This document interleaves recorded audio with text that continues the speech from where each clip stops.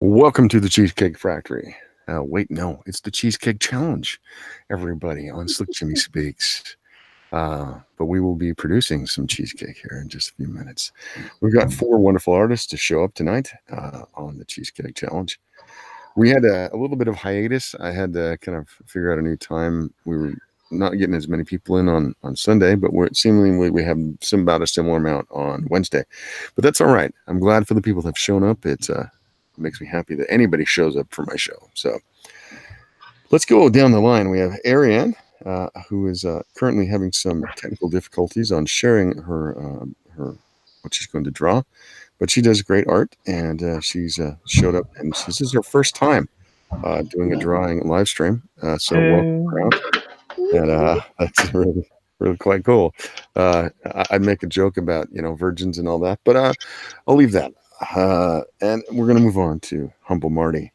Humble Marty is a regular on our show, and we're always glad to see her. She brings a vibrancy with her art to our show, and I'm very much glad to have her here.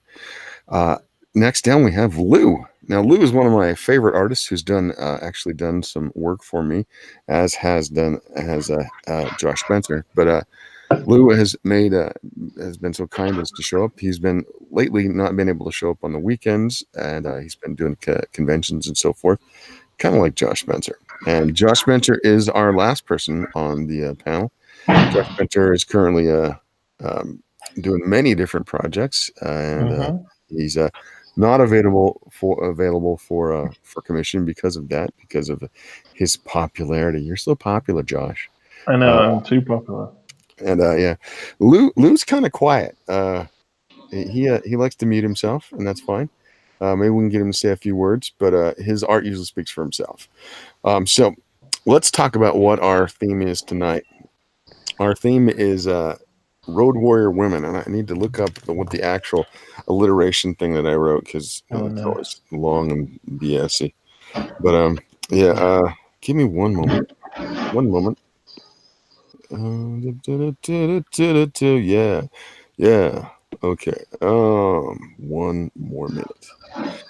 All right. This is Viciously Voracious Vixens of the Wild and Wicked Wasteland. So that's what we're doing right now. Or Wild and Woolly. I can't remember what I did. I think I put Wild and Woolly, but even so. So what this is badass road warrior women with a recycled weapon or tool and an insane recycled vehicle in sepia tones or desert colors. That's the challenge, but I'm going to add one little caveat. We got some sound. What is that? Who's making noise? Who's making all the fun noise? I think it's Marty. Marty, you got to mute. Okay, I'll mute. Okay. All right. She was like, "Oh, you're making me mute." Did she mute? There we go. All right. Apparently, there's some cacophony going on in the background at Marty's house. Yeah. So the extra thing we're adding in tonight, just a small little thing. You got to figure out one little thing to put in there to make it like she might be a cannibal. So, right, one small little thing. Think it out. That's the challenge tonight for our four intrepid artists here on Slick Jimmy Speaks for the Cheesecake Challenge. And with that, let us get going. All right, I'm going to go see if there's anybody actually in our chat online. See if that's happening. Who knows? Maybe there is. Oh my gosh, look at that. Bean from PA has shown up. And that's very nice to have Bean from PA. Flit Amaranth, our stalwart mod, who has shown up, and he is always the man to do our advertisements for different things in there, and I appreciate him. There's only two people here currently, so it looks like two people showed up, and I'm gonna put a like for my own stream. Look, that's my only like, me. All right, yeah. Hopefully some more people show up. We'll see. Maybe not. Who knows? Now let's go back to the panel. See what's going on. Panel. And I think Lou is thinking. Lou, your camera is a bit out of focus. Just saying. Let's see. We got Humble Marty's quiet, very very humble and quiet. And Ariane is having, like I said, technical difficulties. We have to look at. I believe this is her artwork here, so you can It tell that she has some skill in her art and her icon. Well, It's beautiful. Yeah, oh, she's thank you. That and is then an oil painting. nice. Wow. Going back, old school media. Old school all the way, man. It's the best. And then Except for we the got stuff. simply the best. Meow, meow, meow, meow. Oh, be careful with that. We'll get demonetized and then get a strike on us because YouTube. What are you doing, Josh? All I see I is a don't blank know page. yet. I don't know yet. You're I Australian. need This should be right up your alley. I need inspiration. You Aussie. Don't Yeah. Australia isn't the whole roadwear thing based It is. in It Australia? is. I think It it is. is. What you It this would be is. second nature. In All fact, right. you should be riding around out in the outback, chasing people for their resources. It should be a thing. I should be. You know, I think. I, Oh I man, would assume. I've been doing it all wrong. Lou's still he's doing a little bit of sketching. He's done us the great service of focusing his lens, and we love that. Thank you, Lou.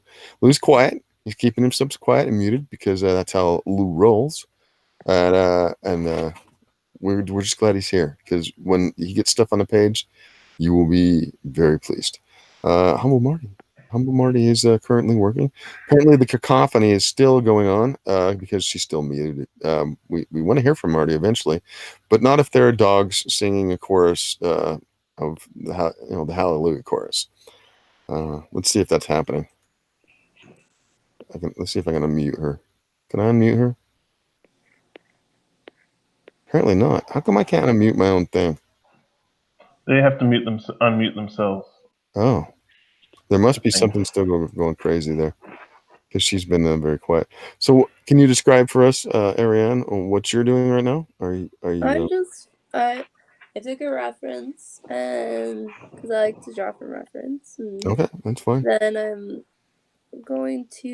I'm just roughly sketching it out right now. I'm really bummed I can't screen share. Like I was kind of counting on that. So If anybody in the chat can tell Ariane how to screen share, that would be really From her iPad. From her iPad. It's very important that it's done from an iPad. Let's go back to the chat, see if anybody's. Oh, look, we have some more people that have showed up. We have Selkirk Draws and we have Zaid Comics. Everybody's like getting along. Selkirk Draws said, "What's going on, peoples?" Not too much. We're just hanging out, doing our business, doing the Cheesecake Challenge here on Slick Jimmy Speaks. Hopefully, we get a couple more people drop in, but if not, we got 4 great artists that have showed up on this fine Wednesday evening here on Slick Jimmy Speaks. As I just said, I'm being redundant. Let's see. Zaid Comics. You followed Spencer here. Well, do you know Zaid Comics? Probably from El Guapo's stream. El Guapo. Yeah. El Guapo Grande. All right. Well, we got currently 2 people. I'm going to refresh, see what's going on in my own chat. Oh, we got 5 people watching. Fantastic. 5 likes. Right on. Cat, please go away. Mm-mm-mm-mm-mm. Mm-mm-mm. All right. Well, we'll go back to the panel, see what's going down. Well, let's you don't look at Ariane's beautiful art. There's Ariane's beautiful little icon. She is currently. I'm gonna try and share an image of what I'm working on in the chat, and hopefully it works. In our chat. Yeah. I don't know if that works, but that's where I'm at. I'm sorry for the lack of video. That's all right. You're just booming out. It's okay. And then Humble's still being very quiet from Humble. But something is taking place. We're seeing something emerge out of her graph paper, her very sepia toned graph paper. And Lou, down in the lower hand corner, he's doing something. Something is taking place with Lou, and we shall find out eventually, I assume. And Spencer, what are you doing? Oh, imagine that, a booty from Spencer. Imagine. Who would have thunk it? It's very uncharacteristic of Josh Spencer to glorify the gluteus maximus. He's more like he likes hands, and he's really stretching tonight by doing a booty. It's crazy. I commend you, Josh, for Thank you. the attempt. Let's go back to the chat, see what's going on. Chat, hello, chat. Yes, Flit. We're just showing Ariane's icon. Is that what did I just do that? I did. No, I did. Did I do anything? Did I white box Ariane? Probably. Maybe. I'm an idiot. I'm a boomer. I'm the boomer here. Sorry. Yeah, Ariane is just stuck on her icon currently, but she is doing work, and we love her for it. And we'll be able to see it soon when she shares it. Zaid Comics says, yes, I was on the stream with him. Josh has my vote already. Haha.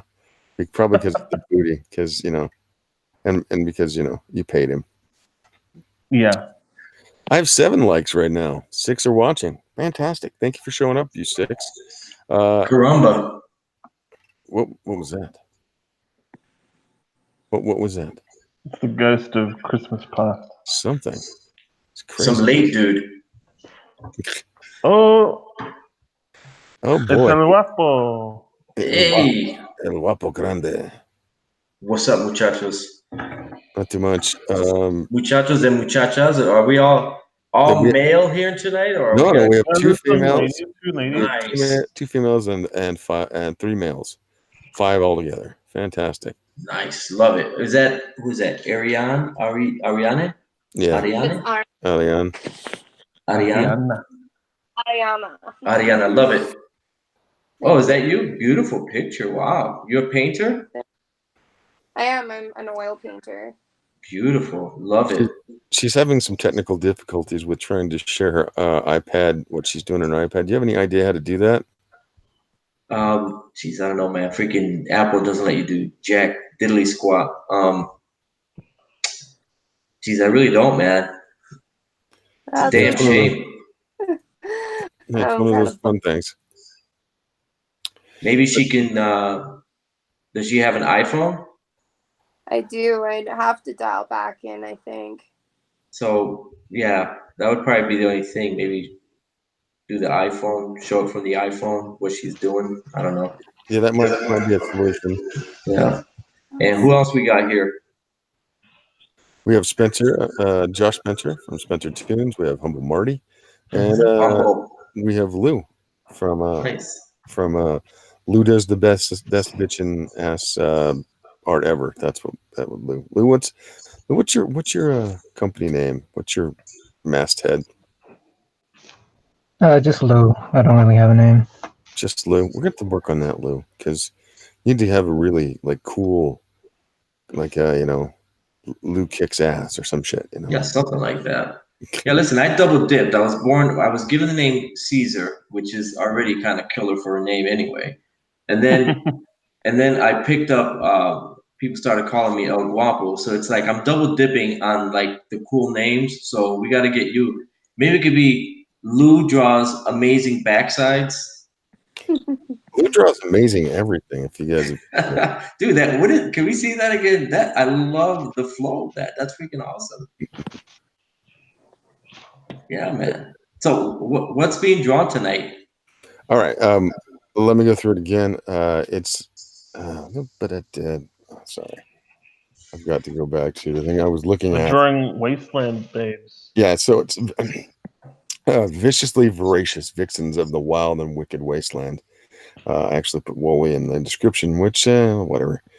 It's badass warrior women, road warrior women. So with this kind of road warrior theme, from like Mad Max, and so you have to have also with that a crazy recycled weapon or tool with an insane like recycled vehicle, something nuts. Then in a sepia tone or desert colors, and then here's the little kicker: you got to throw some little element in there that says she might be a cannibal. So there you go. Well, that's my thing. Every cheesecake challenge I've done has had some kind of horror theme to it. So Well, there you go. I mean, I wouldn't. Let's not go all out her like her, gnawing on the leg bone. But, I mean, like just some little element, like. okay, we'll see where I can go slick. Yes. I mean, Maybe she has a drunken head as an earring, that sort of shit. I'm just spitting ball here. And, so yeah, let's go back to the chat, see what's going on. Chat, hey chat, how you doing? We still just said we got Rebel Comics showed up. Nice to see that. We got 7 people watching and 7 likes. Thank you for the likes and for those people watching. Hopefully we can get a few people by the end of the day or end of the show, and we'll see. Flit Amaranth says Battle Angel Luita. Yes. For those who don't know Lou, he has an affinity for Battle Angel Alita, and if you get on his Twitter and you follow his timeline, you will see not only some great art, but some homages to Battle Angel Alita over and over and over. Very well done. And then he's done a couple that have been full on color. He's gone all the way down and done do the rendering and everything else. Not just his sketches, which are also beautiful. So that's Lou. Go look him up. Lou. I can't remember what's your handle on Twitter. Lead Apprentice, something like that. And yeah, look him up on Twitter, follow him, and you'll be very happy because he regularly puts up great art. Ariana posted a status on what she's working on. Okay. I don't know if you've gotten that. I don't see it in the chat in my chat. No, I see one from Humble Marty and another one from Humble Marty. It's weird. Huh. That's our chat on our Hangout, right? Yeah, this is it right here. All right, if you can, let me white box you real quick. All right, can you focus in a little bit? Is that better? I mean, I don't know. It's kind of blurry. Let me see if I can just send this to you direct. All right.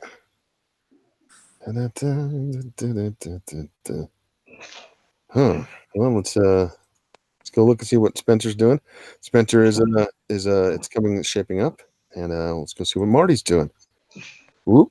Again, Marty has a very cartoony style, and she always does some crazy fun stuff. So let's see what she does here soon, and let's see. And we'll just go look at Ariana's beautiful icon. So beautiful, so floral. Ariana's icon is winning the night right now. Yeah, it is. It's doing beautiful. All right, going back to the chat quick. It's good work. Yeah, the chat's been fairly quiet here. Still 7 watching. Appreciate that. Maybe if we can, maybe I should get Larry to come on in. Larry, do you want the link? Just co-host link. Co-host. Press Y for why not? I was telling Jamie before El Guapo about how terrible I was at pitching my comic. It was like the most embarrassing moment of my life. That's all right. So yeah, it's Slick. So you need to help him a little bit. You've got the he's already got the built-in like thing with the Australian accent. So if he could just kind of throw a couple of witty things in there, I think he's good to go. He was kind of stumbling around like a drunken sailor. Well, that's part of the Australianism, but yeah. Because he is a drunken sailor. They're all drunken sailors. They all live on a very large island, and that makes them all sailors because whenever they go anywhere. It's not really a continent. It is just a big freaking island. It's a continent. You know. It's a continent, like, you know, as G-string is clothing.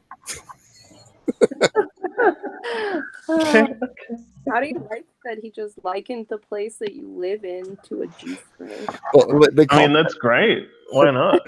They call Tasmania for them over there is actually a euphemism for the pubic area of a woman. And I'm not joking about that. They, going down to Tasmania. The map of Tasmania. Yeah. Because it's kind of triangular. Yeah. But I'm giving him that. And the Tasmania truly is an island. Australia is barely a continent. It's an island continent. It's an island continent, kind of like Greenland. It's the world's biggest island. Yeah. All right. Did you send me that? I sent it on the Twitter feed. Yeah, I tried to send it over Twitter too, and I don't know if you got it. Let me go see. Let me check real quick. I'm gonna have to share screen. Everybody's gonna share screen. Yeah, share. Okay. Over here. Let's see what we got in Twitter.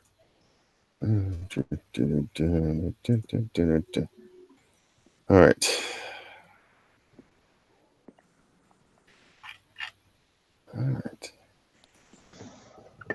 All right, there we go. Can everybody see that? There we go. So there's the reference. Whoa. And she's putting together everything. Attractive lady. So we'll see what comes of this as it goes forward. And we'll have a good time. All right. Fantastic. Going back to the chat, or going back to the panel. Stop the share screen. There we go. And we're going and seeing what Humble Marty's doing. Oh, look at that. She's got crazy eyes. That's all I'm saying. Crazy eyes from crazy girl out in the wasteland. Let's see what El Guapo is doing. El Guapo has no idea what's going on right now. This eventually may turn into something, but it's either going to be souffle or it's going to be gumbo. I'm leaning toward gumbo. Gumbo is all right. You don't want to have a souffle fall flat. You know what I mean? Exactly. All right. Let's see what we got with Lou. Oh, we got a face with Lou. Definitely something going on there. Lou's got his mic off, so you might hear him talk or something. You never know with Lou. He's going to give you a surprise. And then we have Josh Spencer with the blue bootylicious. Is she on a cell phone while she's holding a machine gun? Not sure what's going on there. You will find out shortly. Okay. Just remember, cannibalism has to be like, yeah. And then it's like subversive. It's not overt. It's like just a little bit. People are like, what was that? Did she eat that? Is that human remains? That's the sort of thing you're looking for. Let's go back to the chat. See if anybody's doing anything in the chat. I got to. Yeah. All right. I love your singing. You my little my music. Sure. Like we're on an elevator. Rebel Comics. What did he say? Sure. Okay. Let me get you that real quick, Bubba. Oh, you, Bubba. Because I have a hard time multitasking, and it's always been a problem of mine. Because I think it's because I'm a male. But there you go. There you go, Larry. You're a man. I'm a man. Yeah. 7 watching now, 8 likes. So we must have lost one person, but thanks for showing up. Oh, Zach Hawkins. Zach was off. Damn, I missed. Oh, I gotta turn off the YouTube here, boys. Hold on for a second. Turn off them YouTube, man. What are you thinking? I know, right? It's so unprofessional of me. Zach Hawkins says, "Damn it, I missed the beginning. Can the panelist erase everything and start over?" Hello from work, folks. Yes, of course I can. He's probably smoking something, and I mean like meat, not like herb. But yeah, he may be smoking herb too. Who knows? Not that there's anything wrong with that, Slick.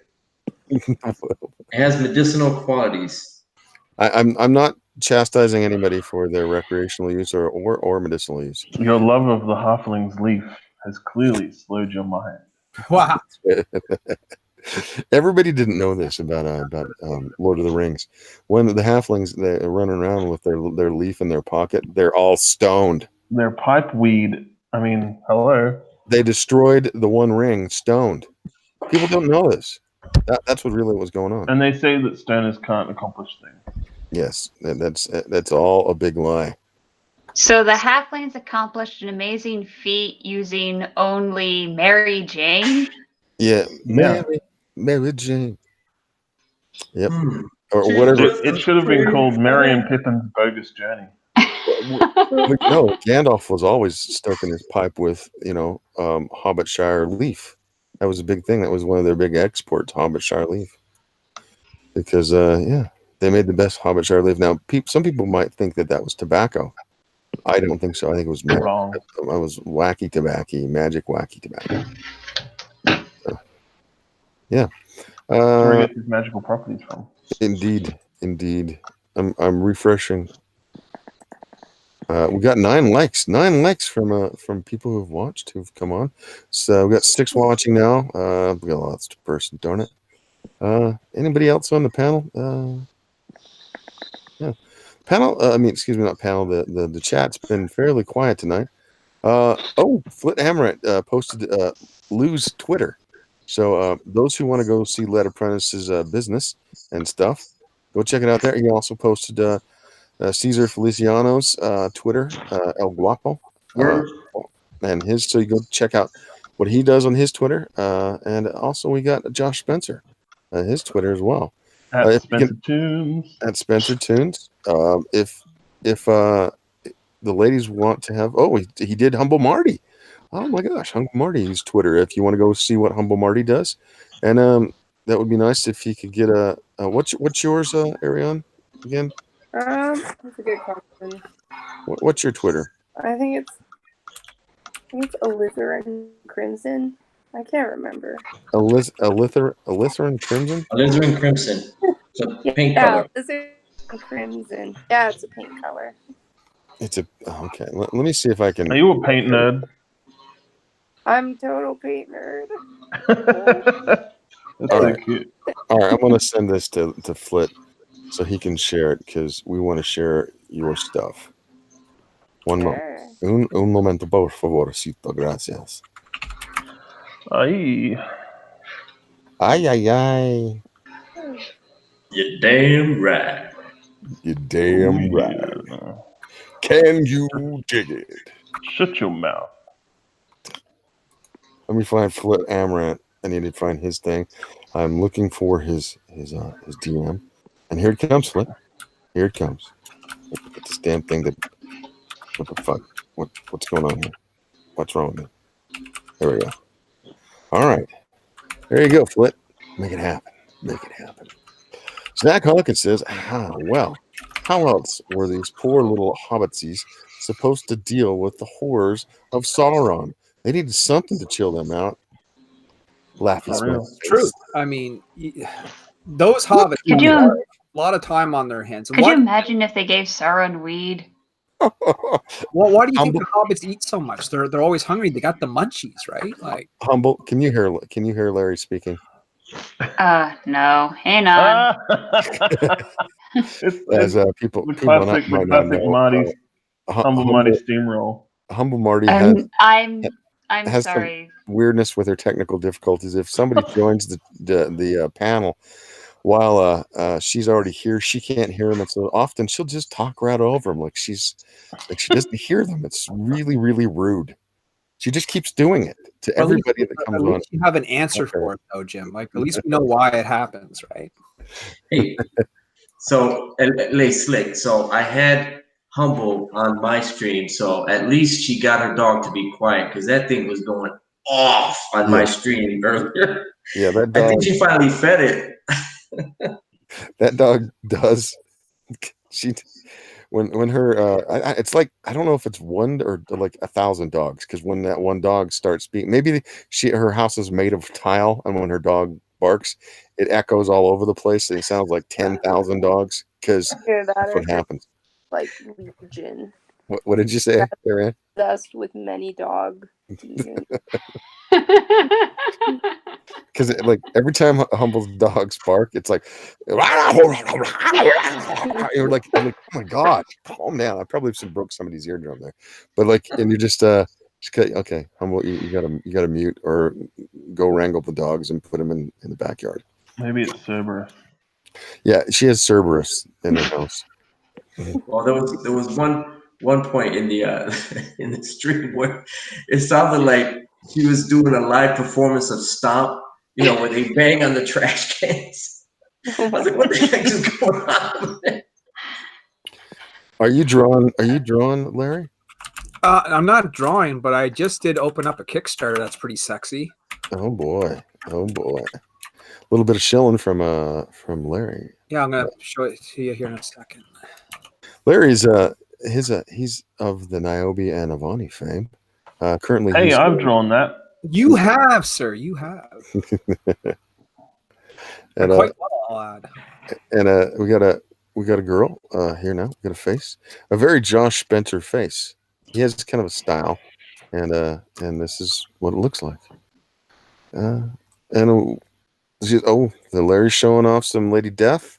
Yeah, Kickstarter arrived today. Nice. It's a gorgeous book, guys. I mean, when we talk about comic books and the way that art should be and what we miss in comic books right now, pick up this, and this will bring you right back to where you should be. Brian Bruito doesn't know how to do anything. Don't follow him. I mean, it's gorgeous colors, it's gorgeous art, great story. Every 3 months, this man's putting out a book. Every 3 months, this man is doing $300,000 Kickstarters. And you can see why. Like, the production is top notch, and you get all kinds of cool little stretch goals that come with it: prints, buttons, pins. Hell, man, I even got a coin. This is the Lady Death 25th anniversary coin. Look at this thing. This is solid as hell. Oh wow, it's like full on. Oh yeah, dude. This is got it pressed and minted. It's bigger than like a Canadian toonie, dude. Like, okay, I don't even know what that is, but okay. A toonie is a $2 coin. That's a coin. Why do you need a $2 coin? We've got $2 coins last longer, so Yeah, we've got $1 coins and $2 coins, so we're just like. Who's the artist on that? It's a guy by the name of Diego Bernard. Mm. And the colors are done by CC Dela Cruz, who's just like a legend in the business for color work. Right up there with like Ula Moss. And Josh Spencer. So yeah, this is what I get today. I have all of them. I think it's like the 8th edition now that he's done on this series. And it's pretty cool. And then, as a stretch goal, you get one of these for free. And this here is just like a book. It's like nothing but art, but it's like the black and white pencils from the comic itself, without any lettering, without any ink, and without any color. Oh, wow. So it kind of gives you an idea of like, just what it looks like, right from the artist's page. You know what I mean? Brian Pluto doesn't know how to do anything. Don't even promote him. Why would you do such a thing? Dude, I'm excited to have this, man. It's awesome. Good study material. Absolutely. Absolutely. Do you know why I keep bashing on Brian Pluto? Because I'm freaking jealous. Well, he's kind of like one of the guys I looked up to. Like, if someone was to say, let's measure success in independent comic books, and who would you say one of the top dogs or the top dog is? I'd be hard pressed not to have Lady Death in that argument. Well, he certainly, when everybody talks about a lot of these late, very large Indiegogos and Kickstarters, Brian Pluto's been doing this for a long time, and he has kept it going. He knows what he like. I'm joking, obviously. He is kind of the godfather of doing this sort of stuff and delivering on his projects, and they never look bad when they come in. Everybody is pleased with the product that he puts out, and anybody who wants to do this should look at how he does things and try to model themselves after him. Of course, he has a fair following because he's Brian Polito, but he's also a good salesman. He knows how to pitch stuff and he knows how to promote things, and you can engage with him, and he's not a jerk. So there you go. That's Yeah, it's definitely one of those things, and he has kept that '90s vibe alive, and the art has never suffered either. Like, you get his books, you're not disappointed. You're really not, because he always employs not only himself but all the best artists that he can get his hands on, and are willing to work with them, and he makes stories that actually are pretty cool. They have great arcs and large sweeping epical storylines that even now, if you go back through his catalog, they're great to have in your library. So yeah, look up Brian Polito and Lady Death and all ancillary books kind of surrounding him, and you'll be very pleasantly surprised, even going back into the '90s. So yeah, let's go back to the chat. See what's going on. We have 8 watching now. Thank you. 11 likes. Thank you for the likes for those who've done that. We have let's see. We have Zach Hawkins with his making jokes. Let's see what he said. Okay. Flit Amaranth does he put out my Twitter. If you guys want to go see me on Twitter, I'm at Slick Jimmy Love on Twitter, and you can engage me anytime if you have questions about Little Girl Lethal, my own comic book. Come talk to me. If you just want to, jaw at me, do so. I'm fairly available for any sort of communication. You're damn right. You're damn right. Damn Skippy hippie. Flit Amaranth, not too much, Jason. Wait, Jason says, what did I miss? And he goes, and Flit Amaranth says, not too much. We're just getting started. Yep, we are just getting started. We're about 30 minutes in, a little bit. And so we have about an hour and a half left for our artist to basically create a crazy little girl out in the wasteland doing crazy shit. Well, I gotta tell you, Jim, I love the theme. I was listening to I don't know if this was like a live stream or just an offer that me and you were on, but you were talking about at one point like the Mad Max series, right? Someone had brought up Road Warrior, and you were talking about the first Mad Max, the second, and then of course Thunderdome, and then you brought up Fury Road, right? Mm-hmm. And you were talking about, just how Fury Road is such a great spectacle that really needs to be seen, like on the big screen. And I would totally agree with that. And I enjoyed Fury Road. It seemed to be more about the Charlize Theron than it was about Mad Max. But with that being said, it was still awesome. It was still pretty epic. And it was like, just, obviously it was like one giant car chase from one end back to the other. But it was a wild ride, dude, man. And I'm glad you picked this theme. I'm hoping to see. In fact, I know I'll see a lot of cool stuff here tonight.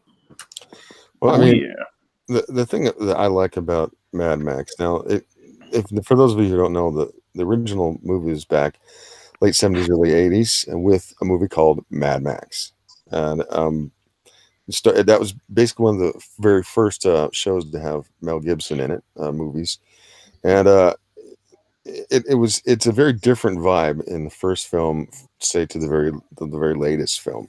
Mm-hmm. And they've all been directed by the same guy.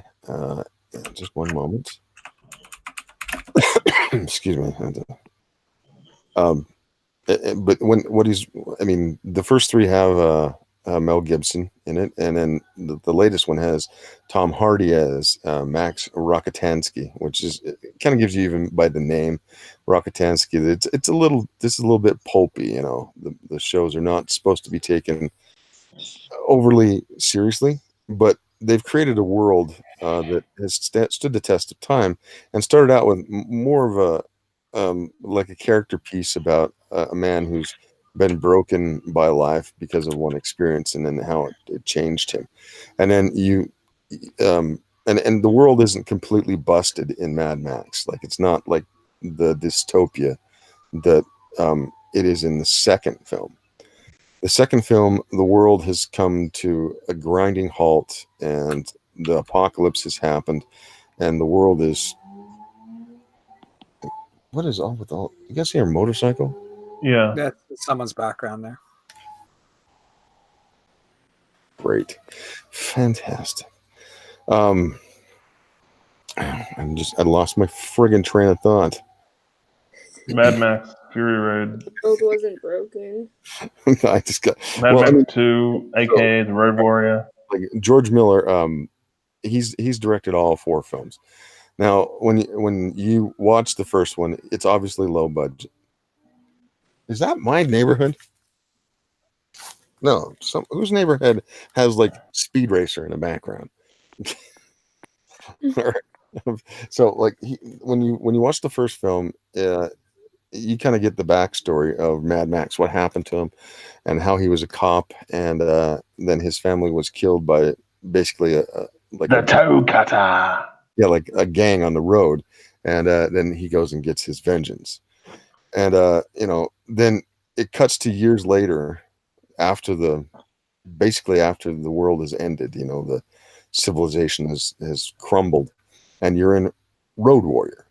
Now, Road Warrior is a very, very different film from Mad Max, and it sets basically up a world that's you know what happened before if you've watched Mad Max, and then you're in this thing, and again, it's low budget, but what George put together on just basically a shoestring is pretty amazing. It's something that's iconic and has stood the test of time, so much so that Hollywood kind of invested itself. And when we got the third film, Mad Max Beyond Thunderdome, and that one is it's a little more campy, a little more crazy, but it still like has lines that people quote from today. Look, spin the wheel, make the deal, brother. Exactly. Those One are man, 2 men enter, 1 man leaves. Mm-hmm. I mean, Master Blaster. You got Tina Turner, and you got him and the kids out in the desert and all that stuff. It's very iconic because George wasn't afraid to let it go, let his imagination run wild, even if it's at times you're just like, this is kind of stupid. That's right. But, Ironverse Comics says, "Who runs Bartertown?" Exactly. Who runs Bartertown? And then years later, after like development hell forever. I mean, there were so many different times things got started trying to do another Mad Max movie. Finally, and this by this time, like Mel Gibson had his string of controversy, Sugar tits, and then he got he got old, right? He's an old guy, so they wanted to recast, and they got Tom Hardy, and they bring in Charlize Theron. And the truth is, if you watch Mad Max, and the reason why I like Mad Max is because it is a kind of a feminist treatise about the men destroyed the world and women maybe can bring it back. That's kind of the idea, the undercurrent in it. But basically, it's one big long chase scene. The entire film is just a nonstop, pretty much action with a few bit of lulls, and it's shot in such a way. And the thing that I love about it was done by like a guy who's 78.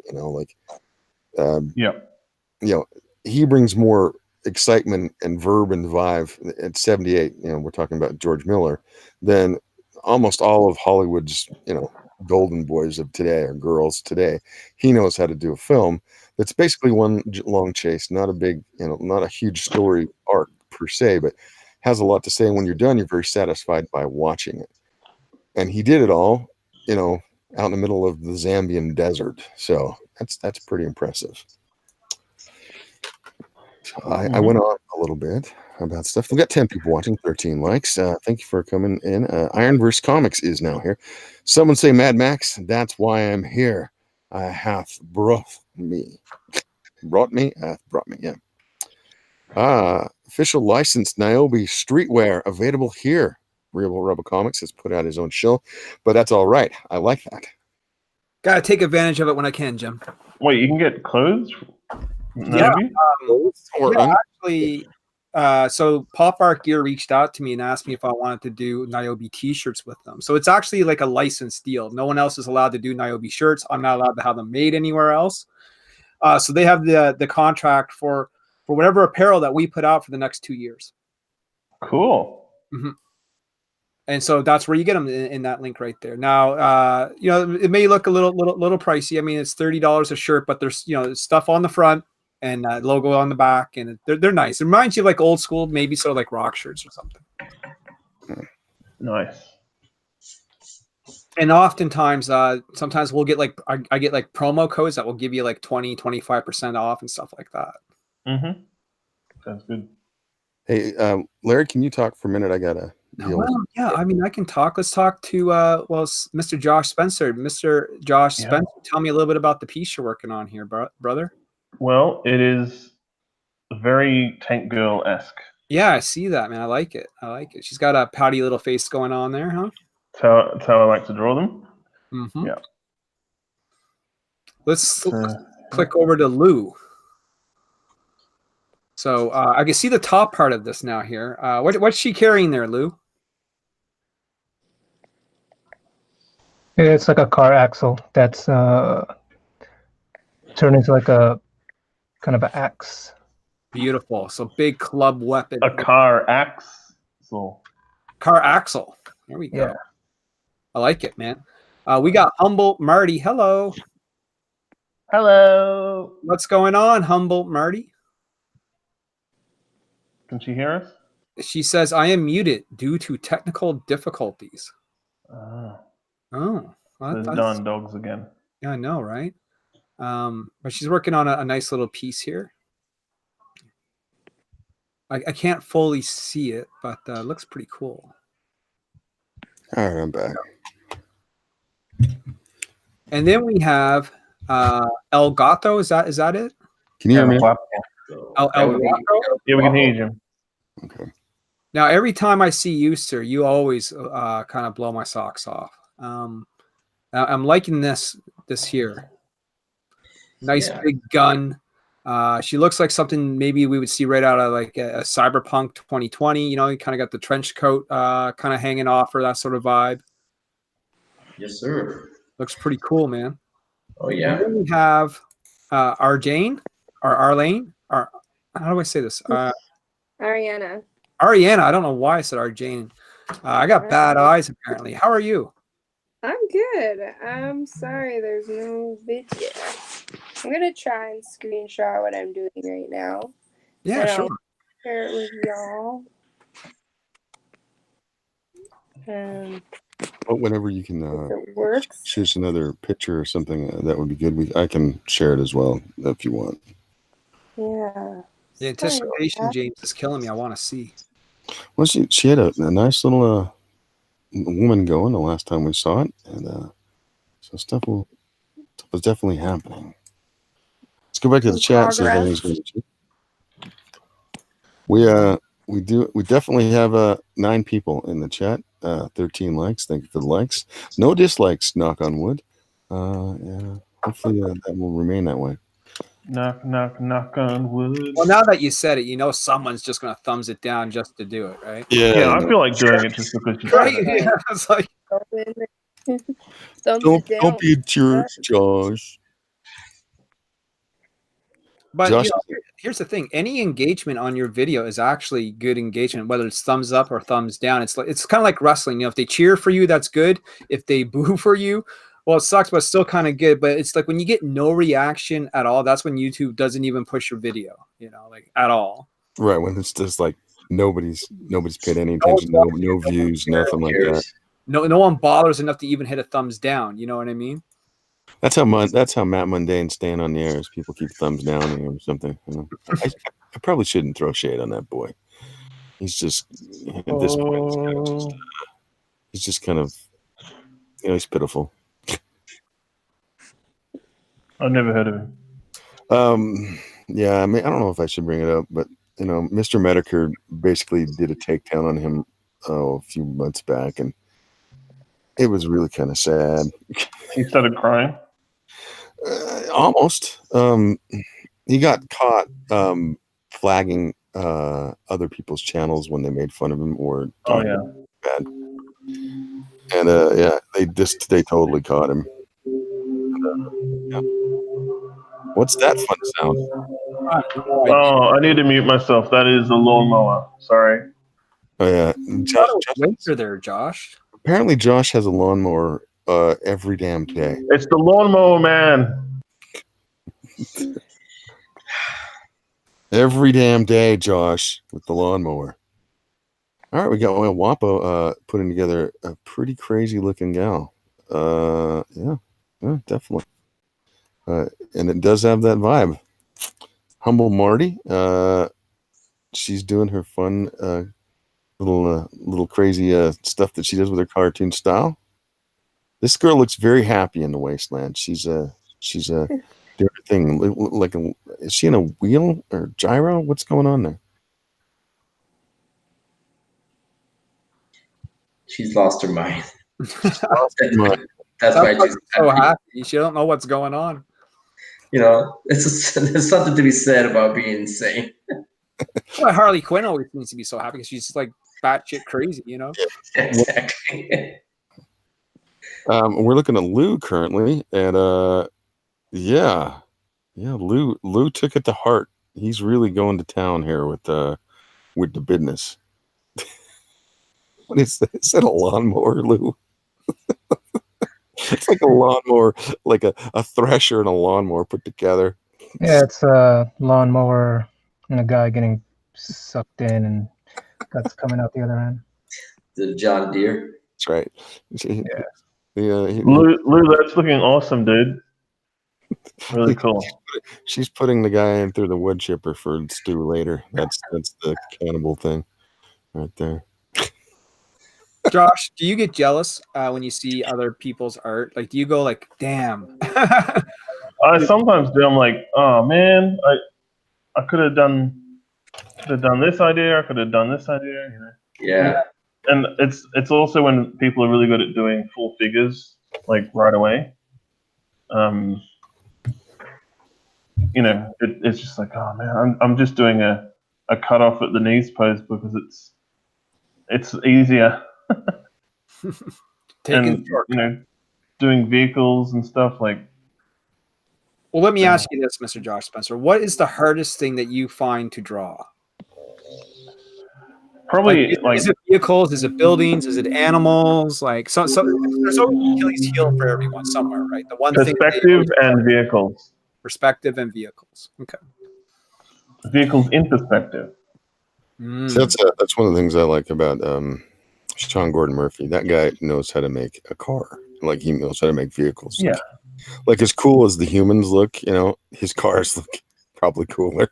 You know, his motorcycles and stuff. Oh, Zach Hawkins, Jim, he's in the chat busting out rhymes. So I'm gonna do this one. He says, "I smoke pork butts and I cannot lie. Now back to work as I cry. If the food is late, I will feel the hate. Boss man will be irate. Still listening. Good luck to all the competitors tonight." Thank you, Zach. Thank you for being in the chat. And a wonderful lawnmower in the background. Oh man, I'm going, dang it. It sounds like a didgeridoo, man. I swear. Yeah, exactly. That's what. It's like you're in Australia, so the lawnmowers have to sound like didgeridoos. All right, it's kind of haunting. That's what Jason Black says. It's not a lawnmower. It's the theremin. What? What'd you say, Flit? It's or aliens. It's a theremin. What's a theremin? Anybody? I think it's that thing where you wave your hand and it makes a sound. Oh, like a box. Got like a. Oh, okay. You know what I'm talking about? Yeah. Well, I have a very large vocabulary, and I've never heard theremin. I'm gonna look that up, see what it means, because that's a new one on me. Copy. Can we do anatomy and then kind of like semi-cover it? Is that okay, or can we not? As long as you're not showing cleft and nipples, then I don't think I have a problem with it. Oops. He says just as he does a nipple. Too late. All right, I'll cover it. Let's see. Well, supposedly on YouTube, like art is okay, but with YouTube, you never know, man. Just well, I don't want to. If you want to make like the nipples say like a little, you know, something else.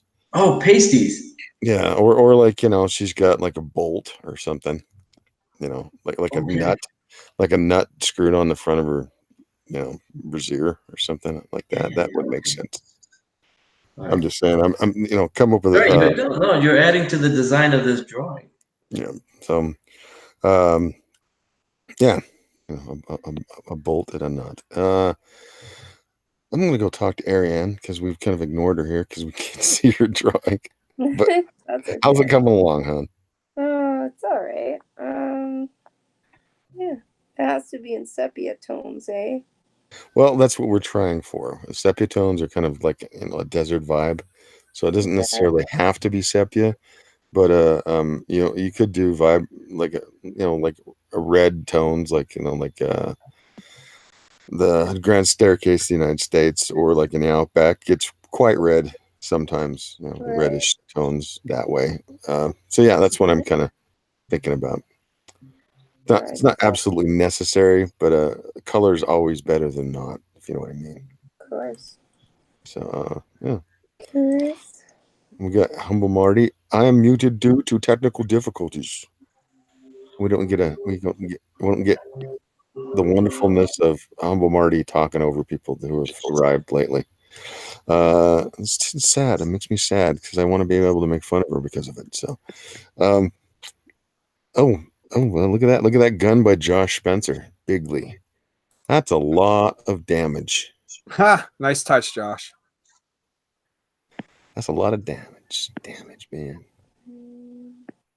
It's almost got the Han Solo pistol vibe to it. It does. He needs to add like the drop down thing of it's basically a broom handle Luger that the Han Solo blaster is made out of.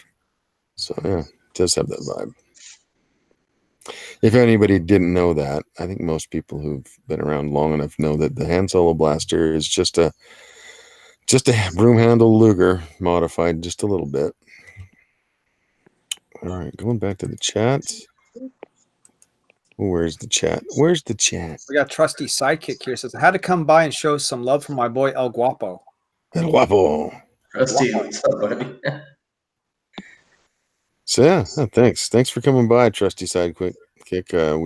We're appreciative. We got 9 watching currently, 14 likes. Very nice. And we'll see what we come up with here. Now, last week, Jimmy, we managed to get you a record 50 likes.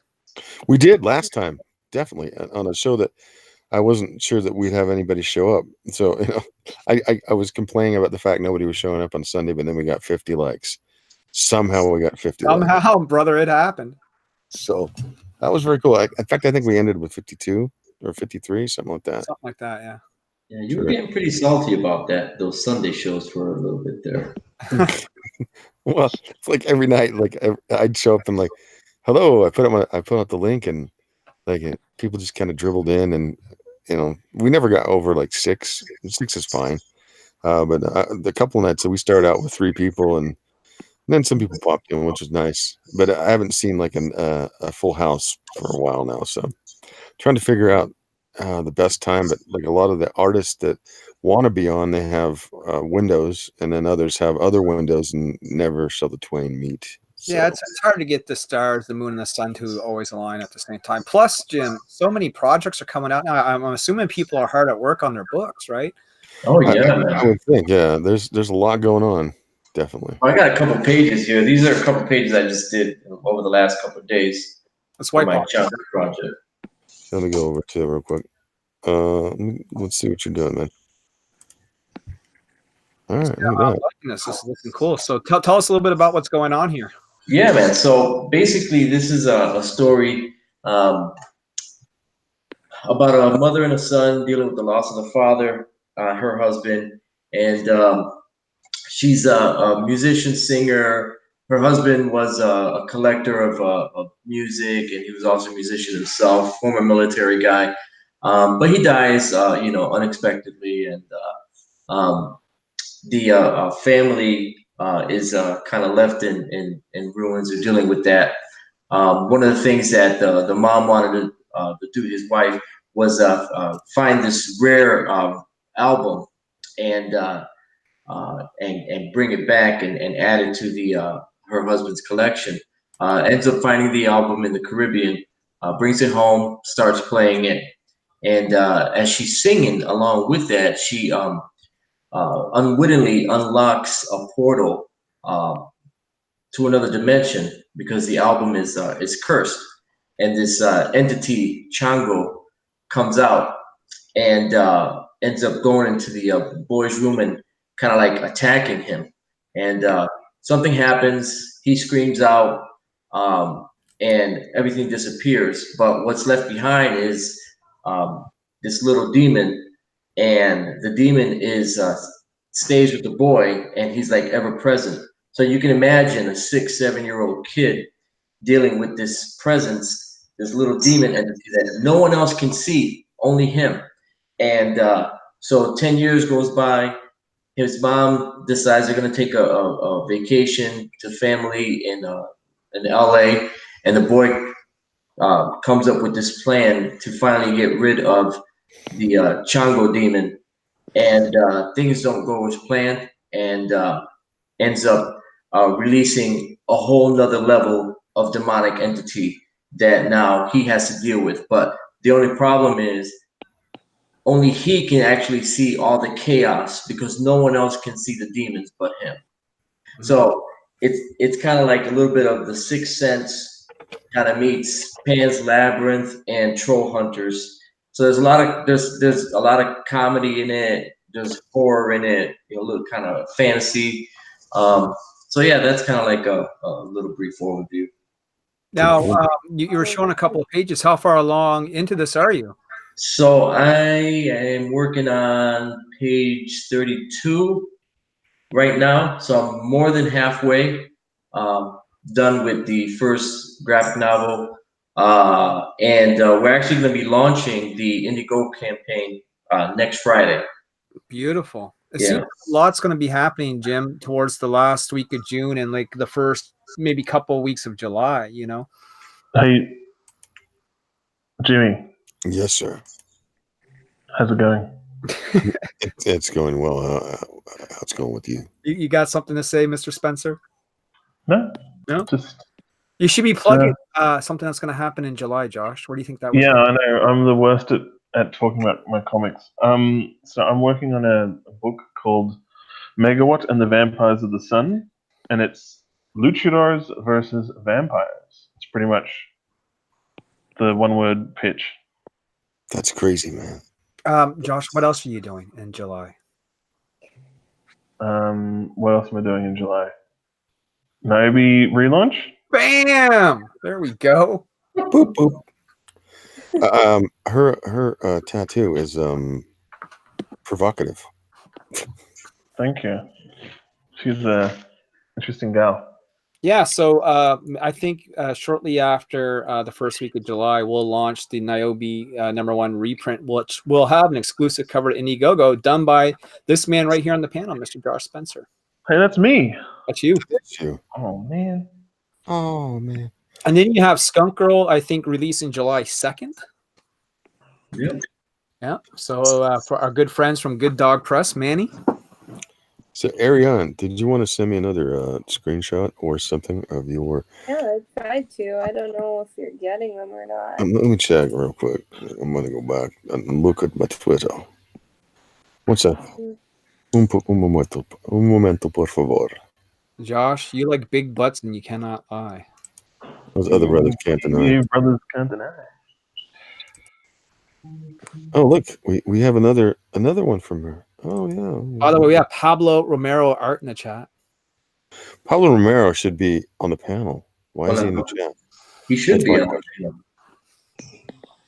That's a question. Oh, I'm going to share.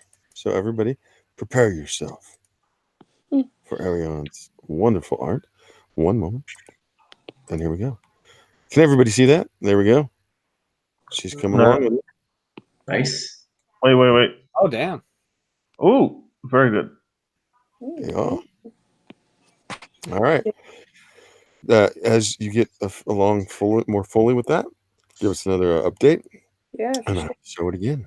There we go. Wait, are you sure it's showing? Because it's still on me on the YouTube. Have I white boxed my stuff? Is that what's happened? I think I've white boxed you. Yeah. Yes, I did. You have to go and show her artwork again. One moment. Well, what was that crazy page?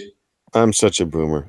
This page here, this is page 9 from my new book. Just giving you guys a sample what the art is kind of going to look like in this thing. A lot of detail there. I like it. Yeah. All right, I'm gonna share. I'm gonna share myself. Just one sec. Yeah, sure, Jim. It should look pretty slick when it's all colored and stuff too. This right. guy's got a pretty cool style. He's from Brazil. His name is Samir. Yeah, I'm getting a Robert Crumb-ish vibe somehow. So can people see Ariane's art right now? We Let me can. have a look. All right, so this is Ariane, what she's working on. We've got a kind of a come hither stare over the shoulder, and she's coming along with whatever she's doing here. So we'll get a further update later on. Maybe telling me to follow her to the Oasis. Yes, the Oasis, where she's going to Probably gonna eat you. maybe give them some loving before she butchers them. You see, like in the background where those lines are, that could almost be like, like a ruins of an old city or something like that. You know what I mean? And they have a kitchen there, and she wants to come along. I'll give you some loving, and then they find out different, and she used to be a chef. She'll give you lovin' in the oven. That's right. She knows how to do puha and pakiha. So yeah, I'm going to move along back to the chat, and wait, give me 1 second to go back to the panel. Stop sharing. Boom. Okay. Yeah, that was good. Now, what were you saying, Larry? Before I we were just talking about. I was just showing him the Niobe test page. So I had like this artist, do a test page for me, and I just told him, pick a page from the book and draw it out, and he did this one. So I hired him, and we're 4 pages done in ink. So this thing is moving fast. Cool. Yeah, I've seen that on Twitter. You've seen this 100 times. Yeah. So it's looking good. It's got that top panel reminds me very much, kind of like Judge Dredd, but not, without the big city. I don't know what kind of pants you should have. We're gonna have Josh do a cover for this as well. Like the cover he's done is for the reprint, but I've talked to Josh about doing something else for the new book, which will be like an Indiegogo exclusive. Mm-hmm. It's pretty cool, man. I'm digging it totally. Let's go back to the chat real quick, see if there are anybody talking about stuff. All right, I'm gonna do short shorts. What do you reckon, Jim? You want to do short shorts? Yeah. Sure. My favorite is mini. We like short shorts. But you What's do your short favorite? shorts. I like mini skirts. Skirts. But you can do short shorts. It's your picture. Don't take my. Do what you want. He could be like Matt. Now, Josh, just move that hair slightly to the left. Yeah. That finger isn't quite right in the right place, and that nose is way well. It's just a half an inch off too long. Thanks, mate. So yeah. In the chat, Pablo says, I forgot there was a cheesecake challenge today, and I was drawing a transformer. Now I have to work on a cover, so I cannot join. Oh, whatever, man. Whatever. What would you rather do? Cheesecake, Transformers. Well, another cover that pays probably is more important. Yeah. Flit Amaranth. Okay, Spencer's girl is both sexy and funny. Lou better step up his game. Oh, Lou, you've been called out, man. Oh. Yeah. Well, you see, Jim, I'm torn because I don't know who I'm going to vote for either. Because I'm looking at all the great artwork here, and I gotta admit, I'm kind of biased when it comes to Mr. Josh Spencer, and I just don't want to just give Josh my vote because we do some work together on a book. We do that. But you are kind of kicking some butt here, Josh. Actually, you're drawing a lot of butt here right now, Josh. Yeah, a lot of butt. A lot of butt, man. Flit Amarat says miniskirts versus boy shorts. I would say hot pants is better. Boy shorts are hot pants. A go-go. What? Go-go? Go-go. Yeah. Go-go mobile. What's a go-go? G-O-G-G-O. Here's the question. Like, what would you rather see a beautiful young lady in? A miniskirt or a pair of hot pants, boy booty shorts. What's your choice? Anybody in the chat can throw out their opinion, but on the panel, what would you rather see? Oh, I'm a skirt dude all the way. Me too. I'm a skirt guy. Yeah, but only when you can see under it. No, it's not necessary. I mean, like a skirt does a lot of aesthetic things that I think that really tight shorts, if you don't have the body for them, then they just make things look not as good because they usually cut into the. I think my thing is just ease of access. Okay. We got two ladies on the panel. We're supposed to be titillating, not I'm proud. sorry. I'm sorry, ladies. Toxic masculinity. Oh, how horrible! Jeez. But it's true. It is true. I have to say, it's exactly the reason. But like, I know a lot of people like booty shorts and hot pants, but I like mini skirts. Like to see. Oh, yep. Trusty sidekick says mini skirts. He's at least on my side, and Josh is not, and then and Larry's side. I don't know what. I think that Josh likes the hot pants because he likes the big old booty, and it works. It frames it a little more. Mm-hmm. Whereas I like skirts that I like the swish of the skirt. I especially like skirts that aren't like super tight. I like the ones that have a little bit of hang, a little bit of pleat, that they kind of swish. So when the hips go back and forth, has a movement to it. That's what I love. So Jimmy getting deep here with us. I'm just saying. Because what it does is the swish of the skirt kind of mimics the jiggle of the breasts up front if they're not completely and foundation wear. So we have Good Dog Pressed in the chat, and he says aloha all. So we were just talking about Skunk Girl, of course, releasing July 2nd on Indiegogo. And Jim, I heard a piece of news. You want to know what that piece of news is? Sure. Sure. So there's a guy by the name of Tank Ferret Art. We might have heard of him before. Yeah. Yeah. And Tank Ferret Art is doing a special cover for Skunk Girl. It's a wraparound cover. And I happen to know that there are 3 characters that are going to appear on this thing for sure. I think Sugar Lightspeed is one of them. Pretty sure.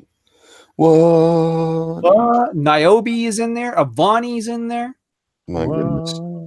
Pretty sure Scalpel Zero is in there since he's the one drawing it. That sounds like a wraparound cover some people should get, I think. I mean, I want that wraparound cover wrapped around me. It's going to be a Oh boy. The only way you can get it is by backing this man on Indiegogo.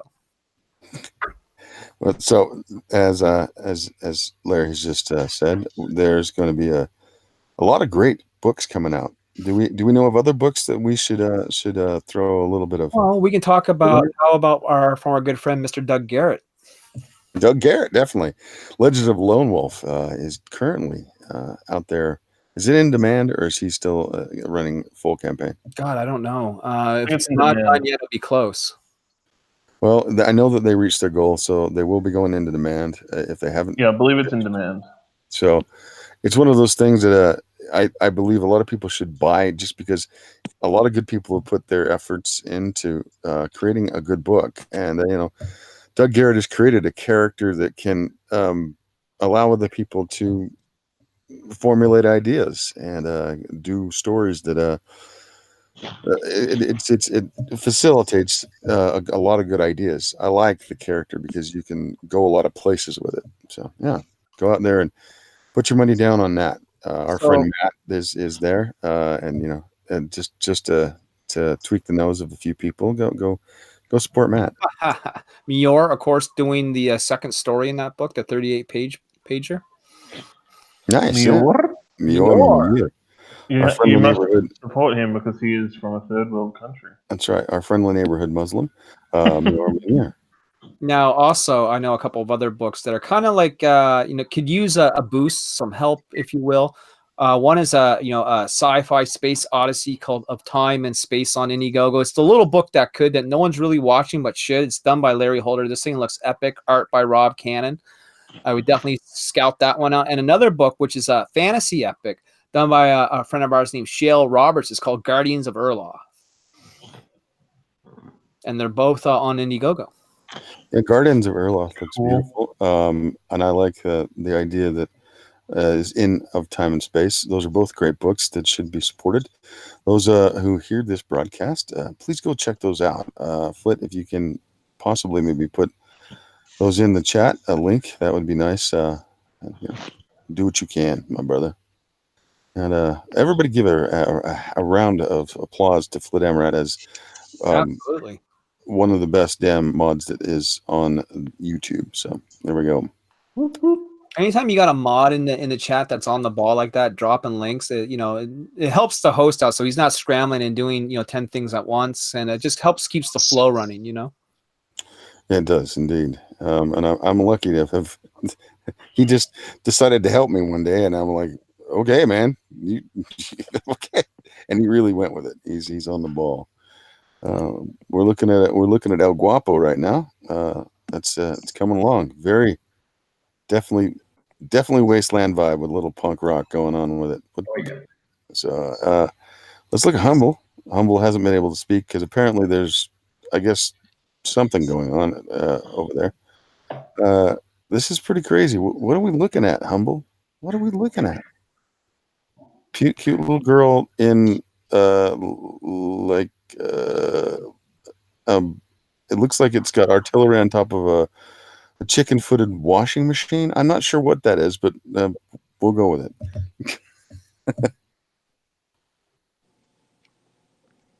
All right, we're going to go over to Josh Spencer. Obviously, yeah, there you go. I'm working on the shorts. I'm trying to figure out in the Wasteland where she gets a Big Macs and where she gets enough food to have that big a booty. Maybe she's eating people. Who knows? Well, you'll find out when I finish. We're going to go look at the beautiful icon of Ariane, just because this tells you that she has skill that we can't see currently because of technical difficulties, but she knows what she's doing, and we're glad that she's here. She brings a little bit of estrogen to the panel, and then she has to put up with us talking about miniskirts and booty shorts. Whoa. Yeah, I apologize. Oh, you have to apologize. I think it's just funny how much thought you put into that. The whole swish and the whole all 9 yards there. Yeah. That stuff, bud. Never would have known that. I'm surprised as a woman she didn't know that the reason why guys like miniskirts is easy access. I think that's an eternal. No, that's thing. not. I meant that. You meant your whole speech, bro. So thought Oh yeah. why you like. I can rhapsodize about that particular topic at length ad infinitum. So, yeah. I'm definitely not anything but hetero. So yeah, there you go. Not that there's anything wrong with that. Not that there's anything wrong with being hetero. Heteros are okay. Big Macs, Josh, could be like this, something like Bartertown, like this big fat guy sound like this meat you don't know where it comes from, and like the place is just called Big Macs. Yeah, exactly. You ever play Fallout? I never played Fallout. I watched a ton of it, never played it. Right now, I'm playing like something that's along this lines is Borderlands 2. Oh yeah. Well, in Fallout, they've got this little joke about if the cannibals eat what's called strange meat. So you come across a kebab, and it's like, strange meat. Do you eat it or not? Speaking of strangeness, we're looking at Lou's composition right now. He is going to town. Excuse me, pardon me. This is definitely, he has definitely taken the theme to heart. This is crazy and beautiful. As we all know, Lou knows how to do cheesecake very well. Damn, Lou, that's crazy. Isn't that? Damn it! I know, it's badass. How the fuck on the clock, Jim? Yeah, can I just quit right now? Bring up your game, Spencer. Oh my god. Let's go back to the chat, see what's going on. Chat, hopefully you guys have been talking. Ooh, Flit Amarat has been doing his job, definitely. We got KG. Borderlands is awesome. So he agrees with you guys. Indeed. KG in the house. KG is here. We currently got 14 people watching, 16 likes. Wow. Okay, we need 4 more. Let's get this to the big 2-0, guys. Yeah, go to your alt accounts. Yeah, go to your alt accounts. Rising Lee, if you're out there, we need 11 more hits. Go ahead and do that for us, please. Where's Rising Lee? Oh, crikey. He's sleeping off a bender or something. Who knows? Everybody loves Rising. Likes Jim. It's going to happen. How many likes is what you saying? 20? Well, we're going to get 20 tonight. We're not going to go for the 50. I think we exhausted that one. I think tonight though we can at least get 20. So we need 3 more, Jim. 3 more. Well, let's hope. When we were up to 16. I thought we were up to 16 people watching. Now we're at 14, but that's all right. Appreciate everybody who has continued to watch and has a good time. Thank you for coming out and doing that. We have great artists on here tonight who are doing wonderful things. We have a beautiful young lady. You can't see what she's doing, but trust me, it's hot. Boomer. Oh man, you're slamming me. That went there. Man. That's a reference to Slick Jimmy himself. Yeah, I think so. As I probably am the oldest on the panel. I don't know if I'm the oldest in the chat, but definitely on the panel. I think Manny might have me by a couple of years, but I'm not it's sure. a boomerang called Boomer. I get it. It's very meta. Thank you, man. Thanks. Josh, I mean, you should do like a post-apocalypse book. Do you seem to be good at this? Thing? Yeah, post-apocalypse kind of tongue-in-cheek thing, because you definitely got the kind of the tank girl thing going on there. Well, I love Tank Girl. Oh yeah. Well, what's not to love except for all the leftist bullshit? But it's not really not that leftist. It's just more hippie, like hippie with a little more violence, which is strange. Get a haircut. Yeah, strange dichotomy. We're looking at El Guapo right here, El Guapo Grande, who has definitely got an interesting looking individual. She's got there's the bone. Is that a femur bone or is that like a tibia? I'm not sure. Yes. Yes, it's both. Whatever you said there, sir. Yes. I'm sorry. I just went back to my college days in medical school. Yeah. Let's go into Humble and see what Humble's doing. You went to medical school? That was my question. No, I didn't go to medical school, but I did go to a lot of anatomy classes. I took a lot of zoology, a lot of biology. For a long time, I was an autodidact. I like to find out what I wanted to do, and I've kind of continued to do that, trying to be a polymath. But I'm by no stretch, some sort of Rhodes Scholar. So you're poly? Good dog is in the chat or in the panel. Yeah, I'm becoming a YouTube star.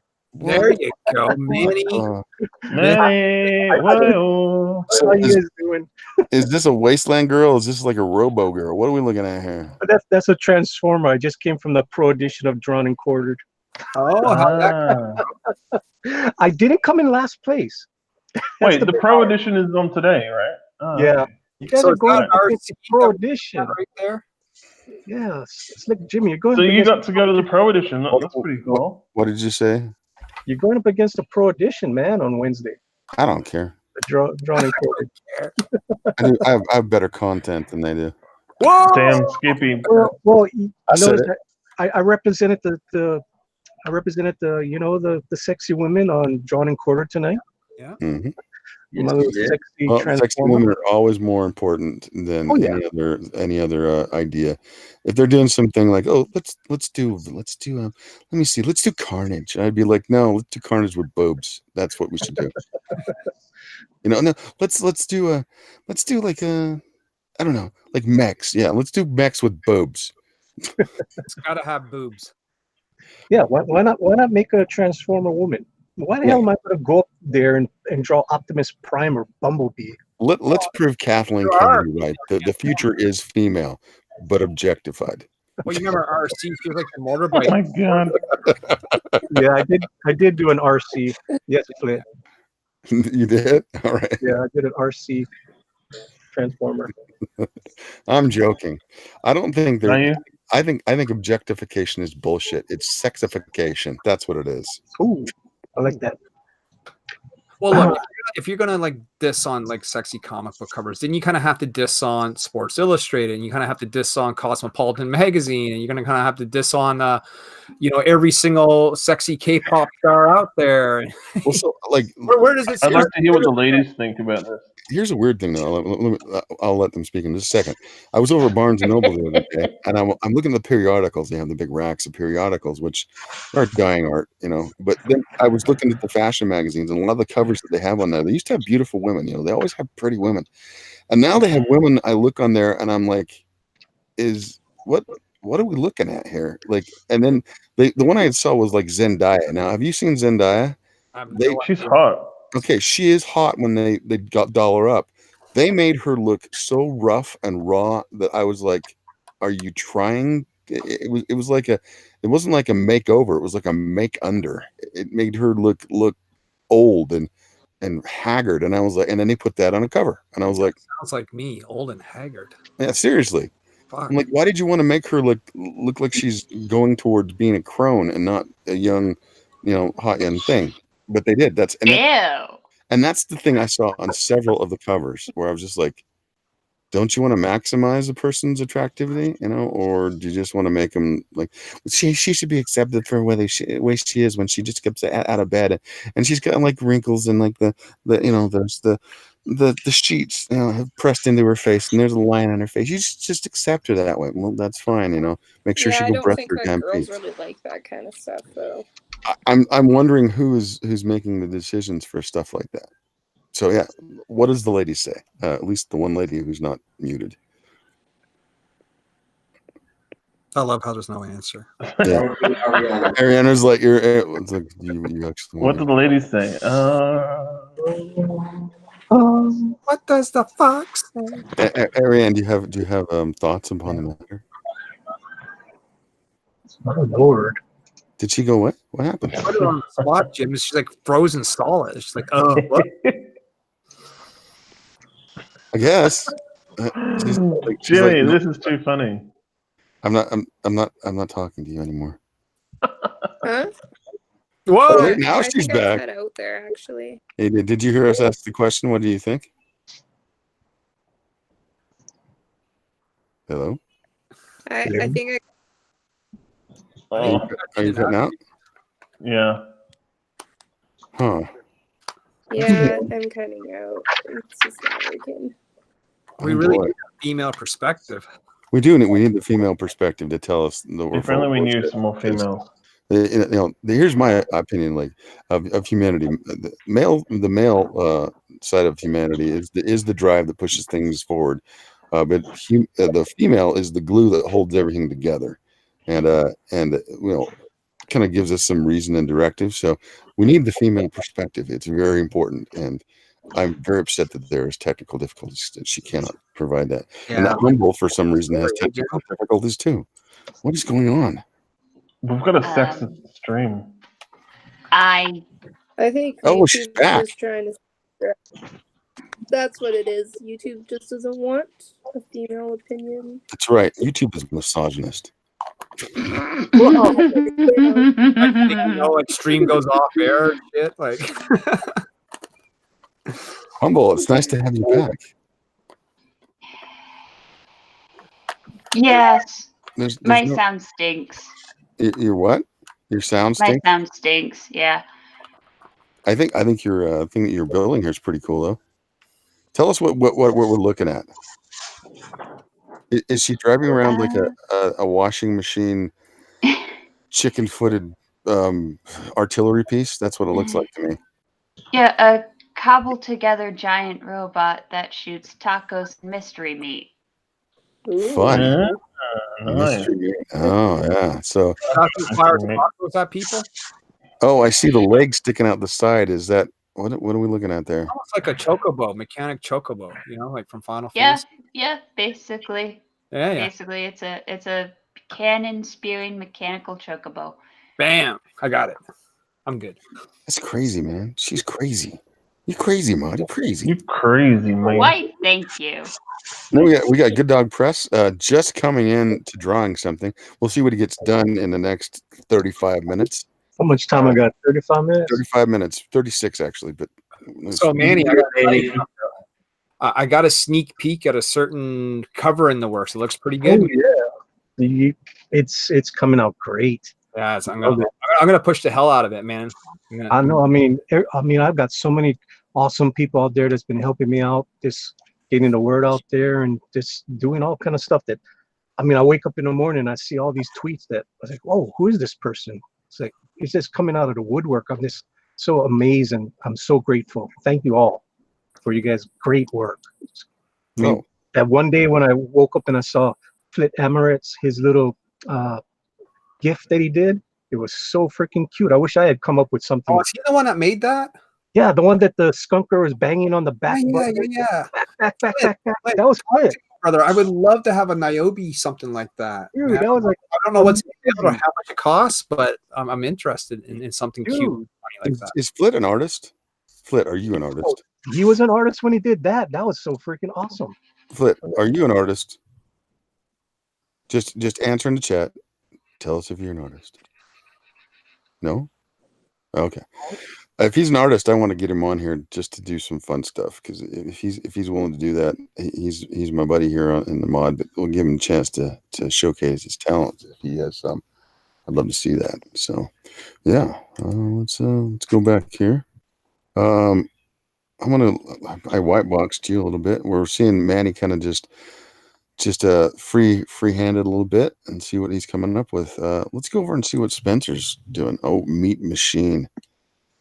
And yeah, I think you're bringing it to Lou currently. Lou has been very quiet as usual. He's a very diffident sort of fella, and but look at what he's creating. Goodness gracious! Great balls of fire.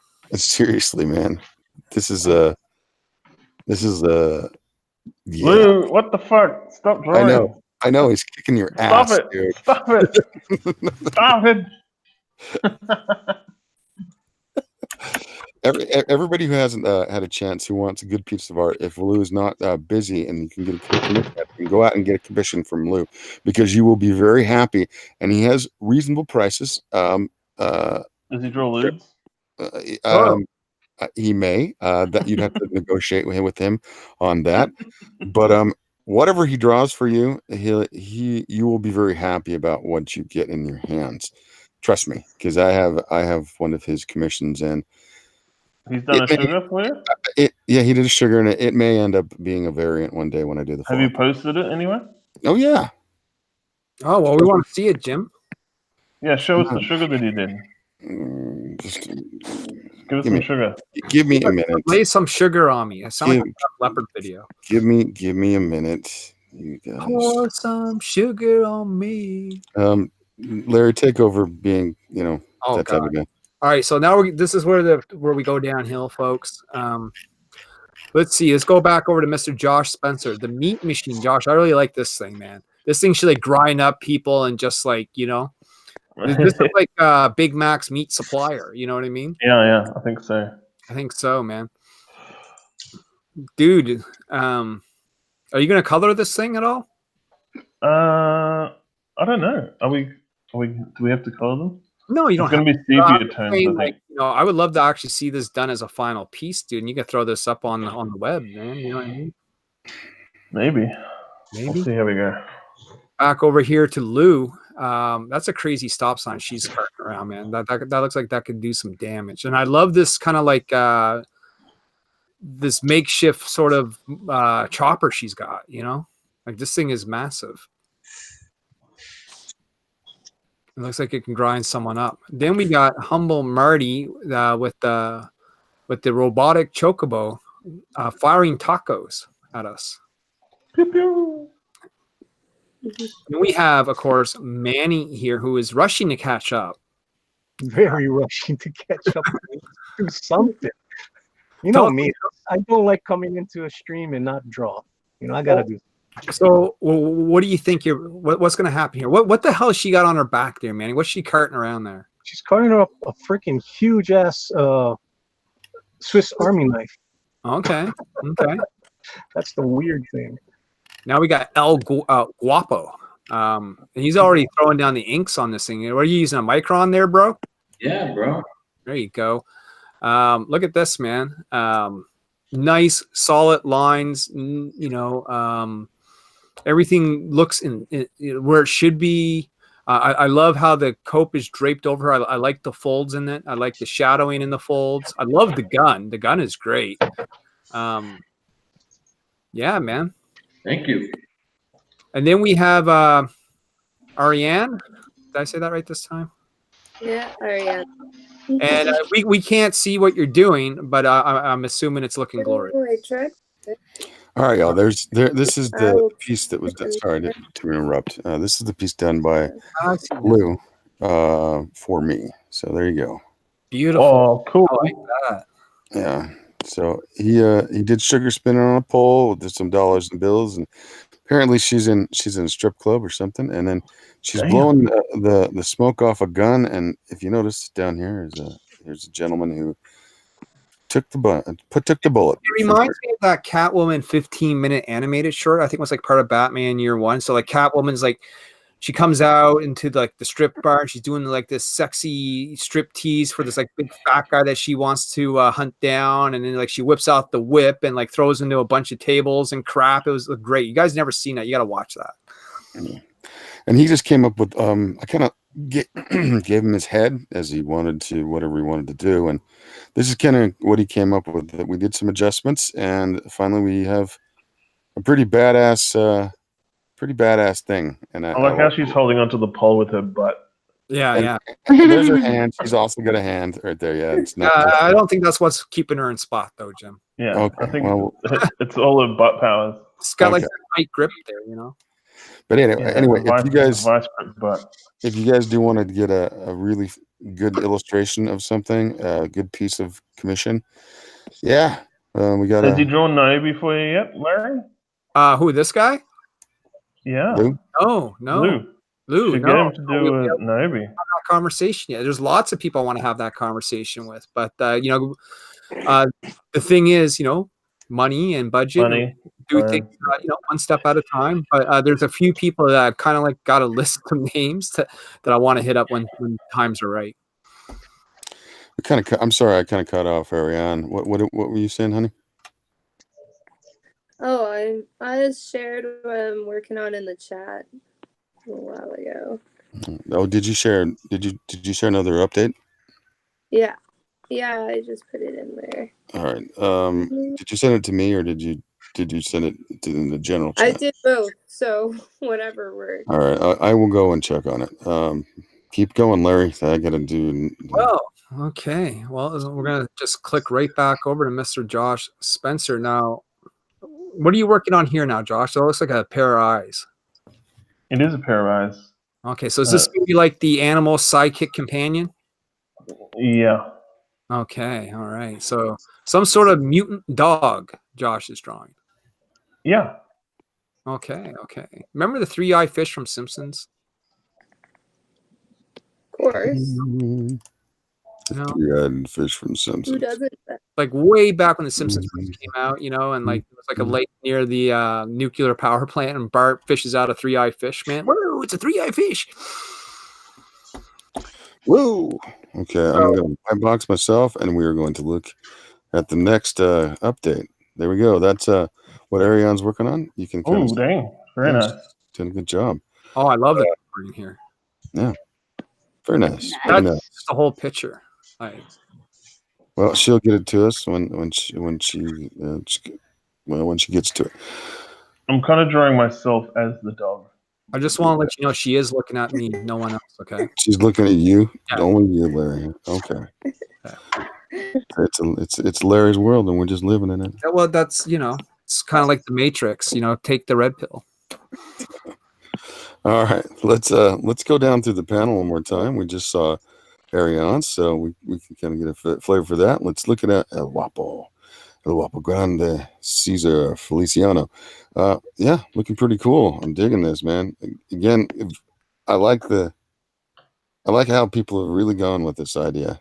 The dystopia of like things like Mad Max and kind of like 2000 AD. The what do they call the wasted land, the barren land? What is it? The cursed earth. That's what it is. That kind of vibe. I love that stuff. Well, he's broken out. I don't know if that's a Copic or something like it, but like the low sort of like gray tone that he's doing there. Prismacolor. It's a warm tone Prismacolors. There you go. Right on, man. Cool. Going over to Good Dog Press with Manny. He's slapping it in there as fast as he can to catch up because he was late, like the White Rabbit. Humble Marty has continued to do her fun little thing. She always has fun stuff. We love. That's why we like Humble here. You can take his dark and as terrible theme, and she'll just fun it up, which everybody enjoys. And then we go to Lou. Lou is Lou, man, you are the craziest. You're a crazy dude. He's quiet, but he's crazy. Yeah, you got to be careful of the quiet ones. I know. She has it looks like an axe made out of stop signs. Goodness gracious. Could you imagine, Jim, that if all these ladies got together and they were just like, some sort of like gang in the wastelands, like I wouldn't want to mess with these women. That fucked you up. Right? Yeah. I want to love them. Then we got a cool comic book, man. and they could have like a pillow fight, and I don't think they're pillow fighting with each other, dude. they could. If I draw it, they will. The only one that looks like she'll actually engage in a pillow fight would be the one that is firing out the tacos, because she looks like she's just that crazy, Like. And then we have, last but not least, Josh Spencer, who's looks like a dingo in there, dingo with a collar. So the dingo with a collar is going to die because that's what happens in the wasteland to dingo. Hey, well, this dingo looks pretty dumb, and I don't mean like drawn dumb. I just mean like he doesn't look like he's got any intelligence at all here. Like, no, he looks like he's a little horny because look where he's looking. Well, he's waiting for her to throw the boomer so he can go fetch it. Oh, that's what it is. Dingo dongo, dingo doggo. Dingo dongo. He's been like hitting the head a couple of times, like. Well, she's probably slapping with her booty. Like he's hoping he doesn't end up at Big Macs. You know what I mean? She was twerking one Maybe day and he got his head caught in pieces between her of- buttocks and it caused some brain damage. So yeah, it's terrible. What do we got in the background over here? What are we looking at? This is like megaliths. What are those? What are we looking at? Look at the giant foot on top of the truck. Yeah, I know. So these are termite mounds that are in the outback. Oh yeah, termite mounds. Okay, that makes sense. And then you got Ayers Rock, or Uluru, as it's now called. This is quite the thing you've got going here. Lots of stuff. This is very much Tank Girl, man. This has got a Tank Girl vibe. Oh, I want to live in this world, Josh. I have fun. You've really gone to town tonight, and all of the artists on the panel who have shown up have put their all in it. I'm really appreciative of it. We got. Here's what I like about Luz. Luz has got a very anime feel to it. Oh, definitely. There's an anime feel in it. That is Lou's kind of forte. He does have the anime. I mean, the hair and the eyes, like just her eye. Like I just look at the face, I'm like, boom, anime, right? And I love that sort of stuff. I used to be a big fan of like Dominion Tank Police, Burn Up W, Record of the Lotus War. The Granddaddies like Ghost in the Shell and Akira and Appleseed and all that. Man, he's got a great cartoon style. It's definitely. He's definitely got a vibe. It's so cool. Yeah, it's very cool. One of these days, I'm hoping he does a sequence. Reminds me of an artist called El Gunto. Yeah. Or, have you heard of him? No. El Gunto. El Gunto. El Gunto. Oh, look at this guy, man! Oh my goodness! Look, I didn't even see this part of the drawing. Yeah, she's got like a thresher, lawnmower thing, and then you see out the side over here, she's making chutney out of that dude. Well, that's what we heard in Josh's backyard earlier on. Yeah, that was me. That's what happened. It's constant making stew out of people. Whenever you hear that lawnmower, it's like a death knell. It's very sad. Let's go to the chat real quick. See what's going on over there. Chat, are you guys still there? Chat, dear chat. Flit Amaranth says, "I'm not an artist. I just do stuff for fun." Well, come do stuff for fun one day on our show, buddy. Draw for fun, I should say. Pablo Romero, we can't see. We can't see what? Did I not do it? Did I not do it right? What happened? There's also another artist called Shane Glines. Who? Shane Glines. Shane Glines. That Lou's reminded me of just a little bit in that. Oh. Sort of, not quite. Sort of a cartoon retro kind of. I really like it. Sort of Bruce Timm-ish as well. That's very cool, man. Yeah, I'm really liking his stuff. Flit Amaranth says, "Sexy is not sexist." I totally, completely agree.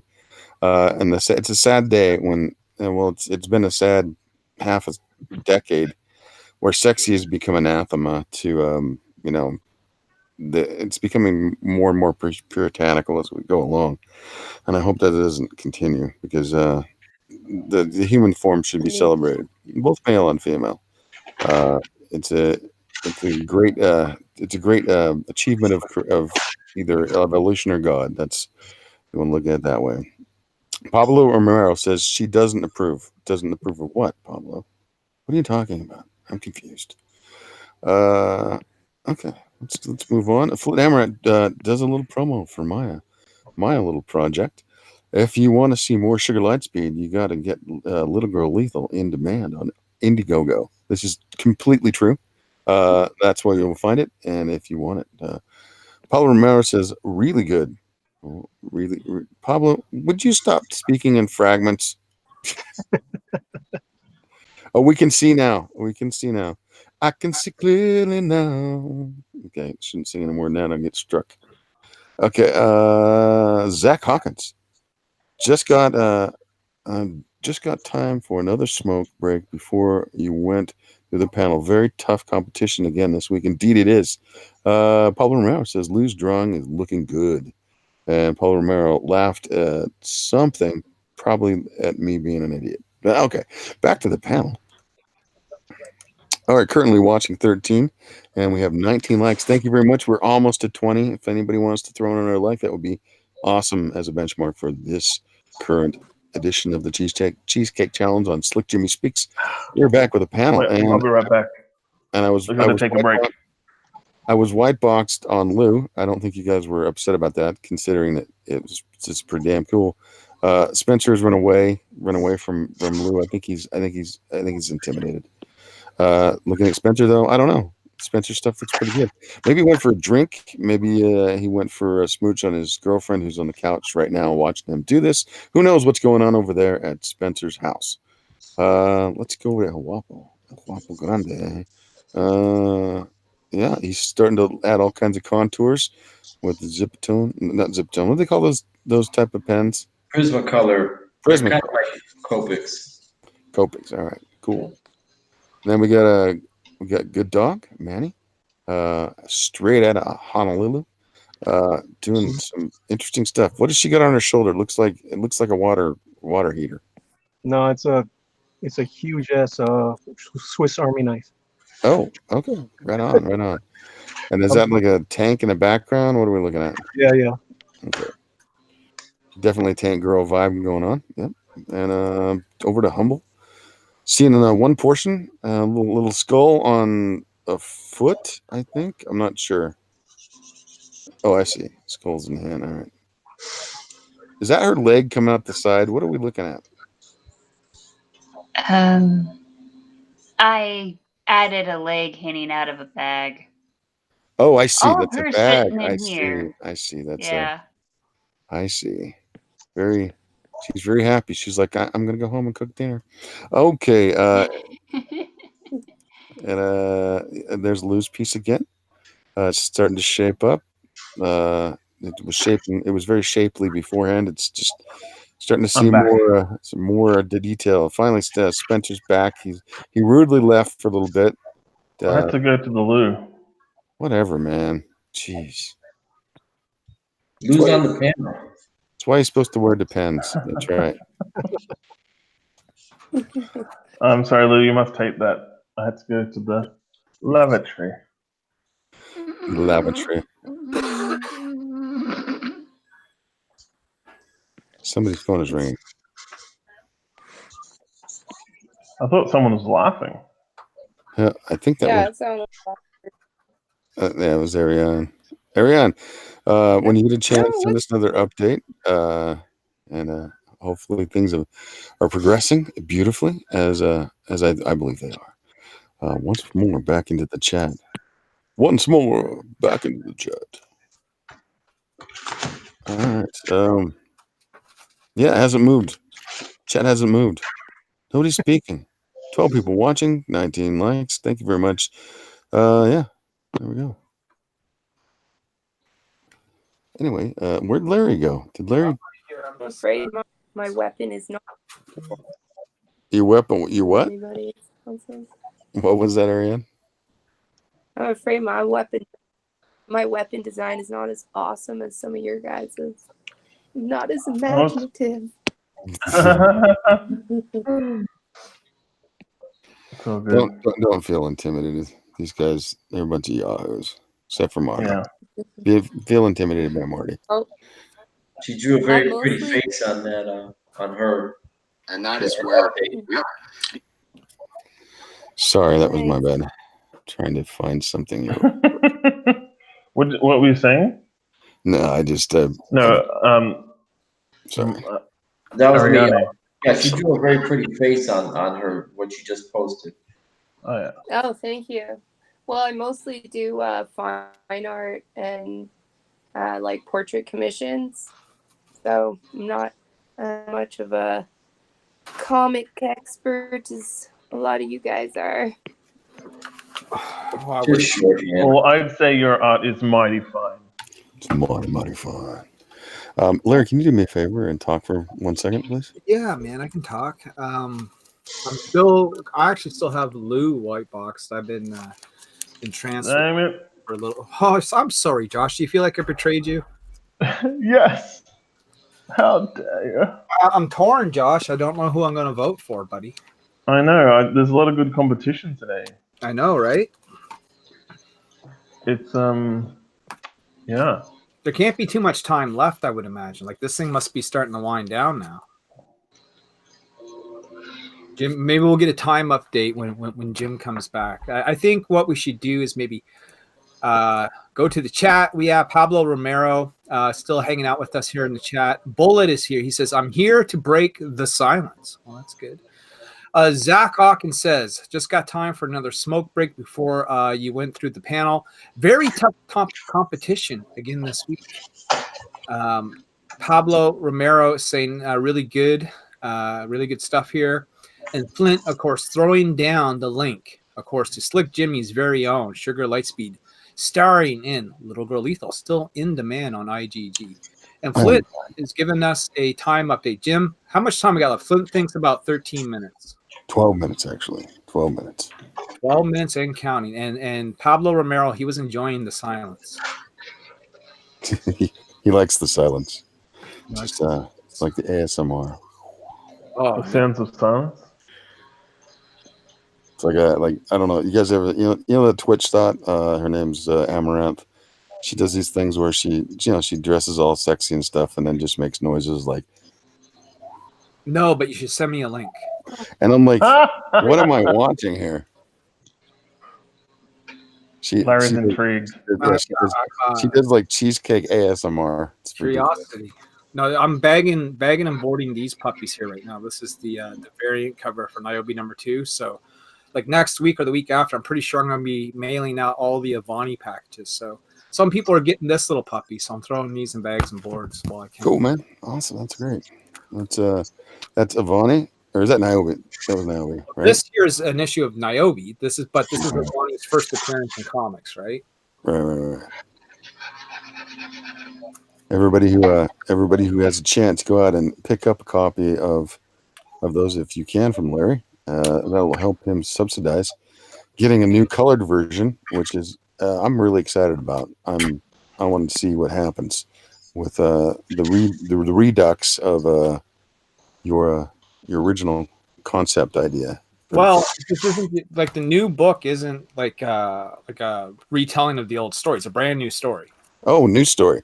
I was confused. And so yeah, now, well, there's two books. There's a reprint of issue 1, which Josh is doing the cover for, and that's going to come first. And then we're doing a brand new story with new art after that.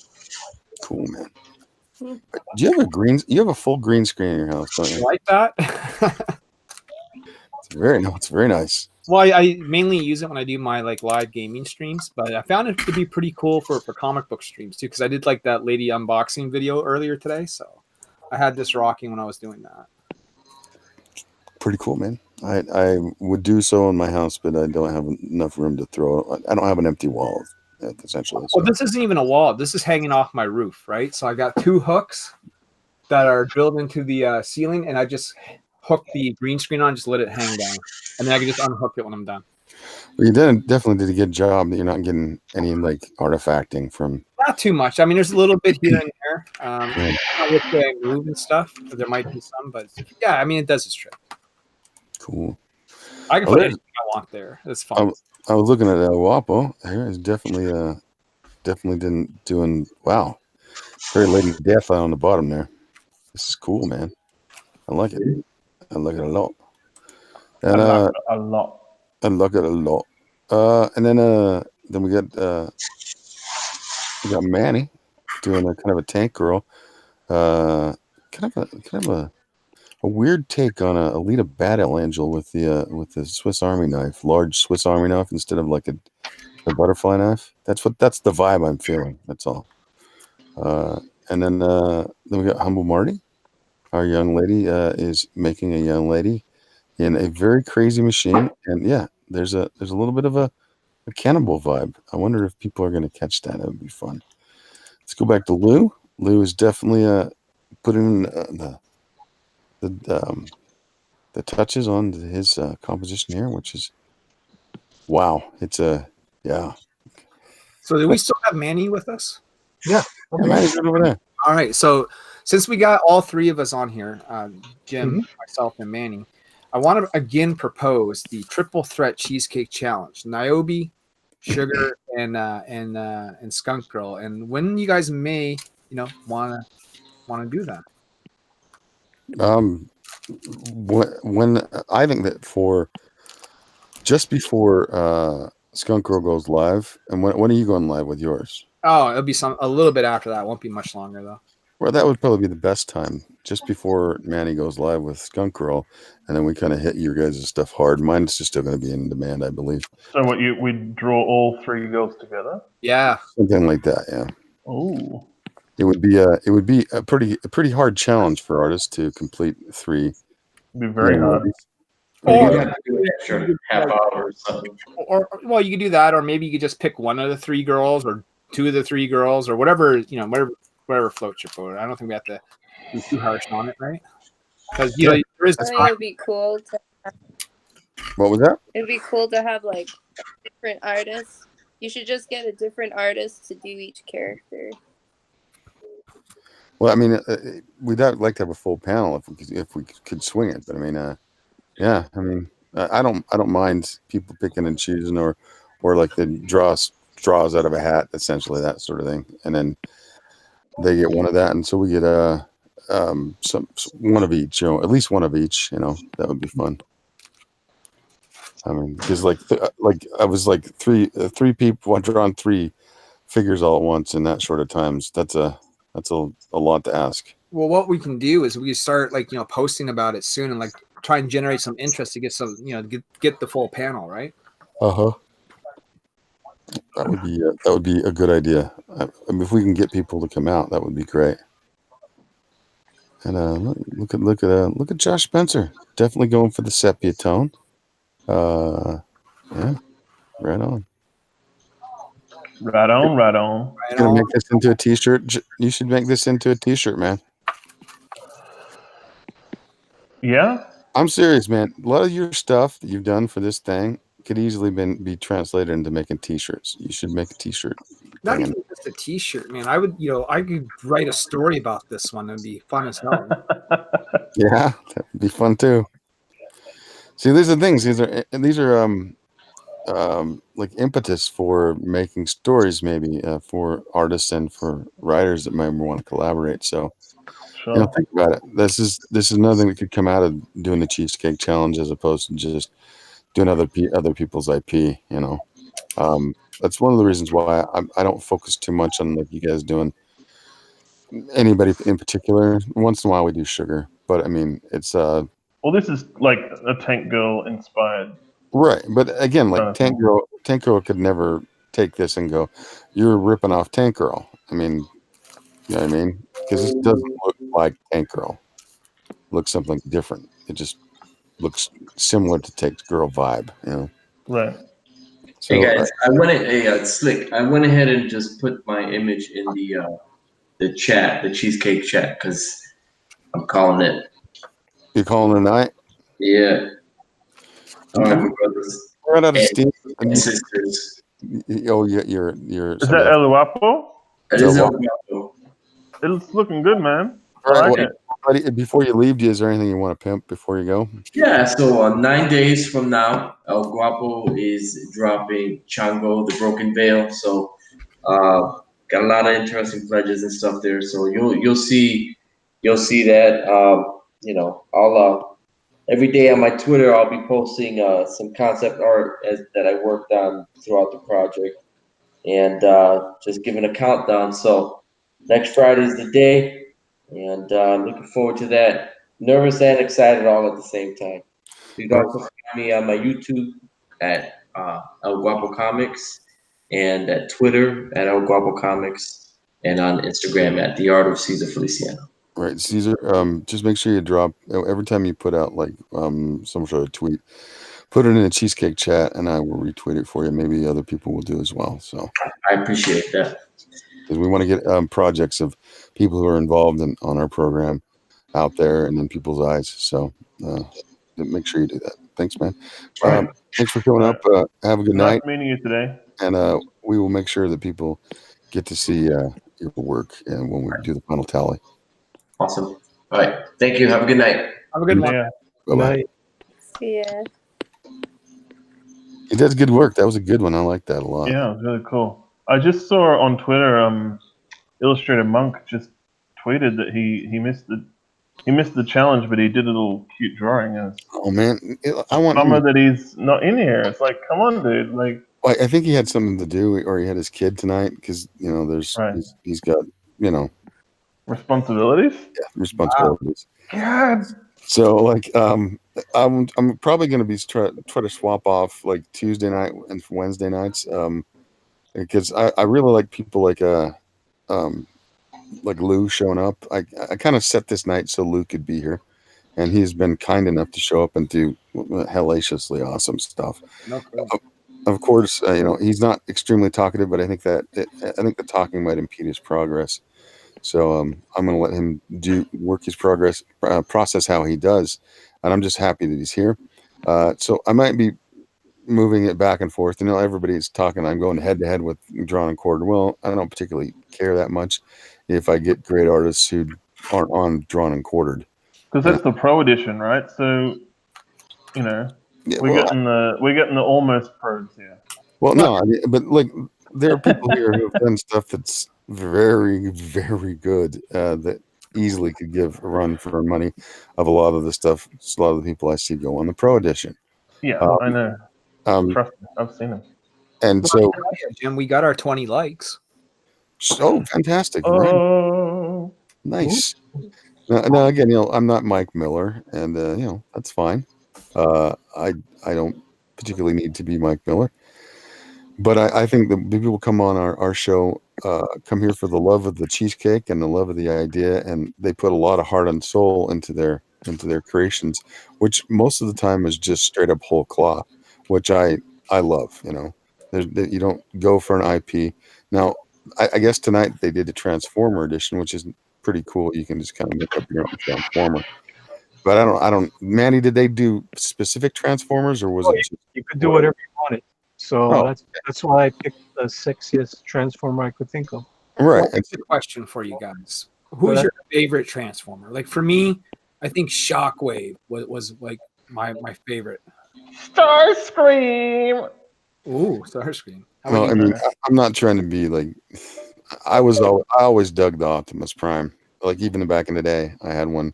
I had one of the ones that were actually made out of die cast, and I played with it until it fell apart. You know, and that was me in my teenage years. I was just roaming it around. I just loved it.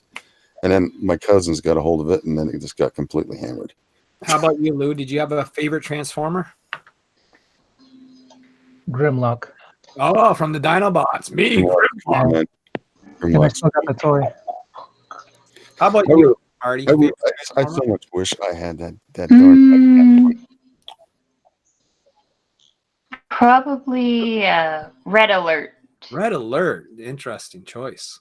I remember Red Alert. See, Red Alert had the same sort of design that like Sideswipe did. Like Red Alert was like this. I think he was like a white Lamborghini, if I'm not mistaken. Mm-hmm. Yeah. I remember Red Alert. He was How about white. But, He was white, but he had a red. I don't remember that. He was white. but personality-wise, I kind of like Jazz. Jazz was cool. Yeah. Good dog for us. I'm totally boring them with Optimus Prime. Just like they're like, really Optimus Prime? I'm like, yeah, Optimus Prime, motherfucking cool, man. I was more of a Thundercats kind of guy. I was not into the Transformers. Got to remember, I'm a little bit older than you guys. But Yeah, I did like the Mustang in the movie though. The Mustang in the movie was cool. So Bumblebee. Yeah. All right. Bumblebee, yeah. Bumblebee was alright. Not Bumblebee, that Mustang, the Decepticon. Oh, okay. I forget what it was called in the movie. Was he? I don't know. Oh, the Black Mustang. Yeah, the Black Mustang, the cop car. That was pretty cool. Yeah, well, you remember back in the day, you know, when Transformers, it was all about like 5, guys becoming one robot phase, like, like the Devastator sort of thing. One of the big robots they had was made out of these cars, and they were called the Stunticons, right? And it was like, kind of like the spies of the Decepticons, like infiltrating the Autobots and stuff. And then the Autobots had their version, which were called the Aerobots, and they were cool too. Oh, we got Blue Eyes. I had the Dinobots and Beast Wars and stuff like that as well. We got Blue Eyes on Josh Spencer's girl. Blue Eyed. Yeah, blue-eyed girl. That's right. I love how Manny's has come together so fast because he took it simple, right? He's like, okay, I'm gonna put everything like in the same few colors here, like including the background and the image, but it works so well for the theme that you're going for, Jim. Yeah, it's really cool. Done a good job. Yeah. I'm trying my best, trying to keep up with you guys. Needs a name. Like you're carrying around a weapon like that, that's got to be called something. Damn. Oh, that's pretty cool. Over Lou, he's still at it over here, quietly bringing the heat to everybody else. Manny, I'm sure the name is taken, but we can just call her Switchblade. Yeah, it's kind of going a little crazy with the gun. I mean, with the army knife. I know, But it looks cool though, dude. Like, you know what I mean? but that's what I read, that it was supposed to be some kind of what you call it? It's an Oh my ordinary. gosh, we just ran over time.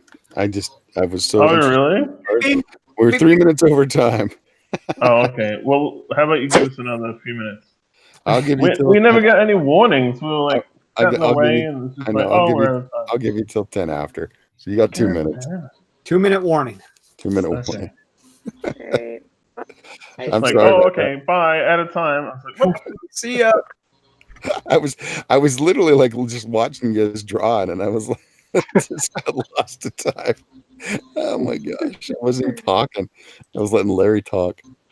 Well, speaking of Larry talking, Pablo Romero Art says it was good. I did a sound wave in the draw along. Said I always wanted to draw a Transformer. There was only one Transformers movie. I agree, sir. And that is the 1986 animated movie where Optimus Prime dies. Yeah, That's the only Transformer movie that matters. rest in peace. He's Optimus Prime. Zach Hawkins says Transformers probably the best of the 30-minute toy commercials, but I was always partial to Silverhawks because of my family name. Cool. All right, let's see where we're at. I'm gonna. All right, we got 15 seconds. I sent you my thing over the chat. Okay. 10, 9, 8, 7, 6, 5, 4, 3, 2, 1, and we're done. Fantastic, you guys. I mean, I'm not just saying that. This turned out very good today. This theme was taken to heart by y'all, and you did a great job. I'm gonna go over and get a look at what Ariana did. Ariana. And Ariana, sorry. Ariana Grande. Okay. I will show that to you in a minute. Did you send it to me? I just put it in the chat, in the Twitter chat. In the Cheesecake chat? Yeah, yeah. One moment.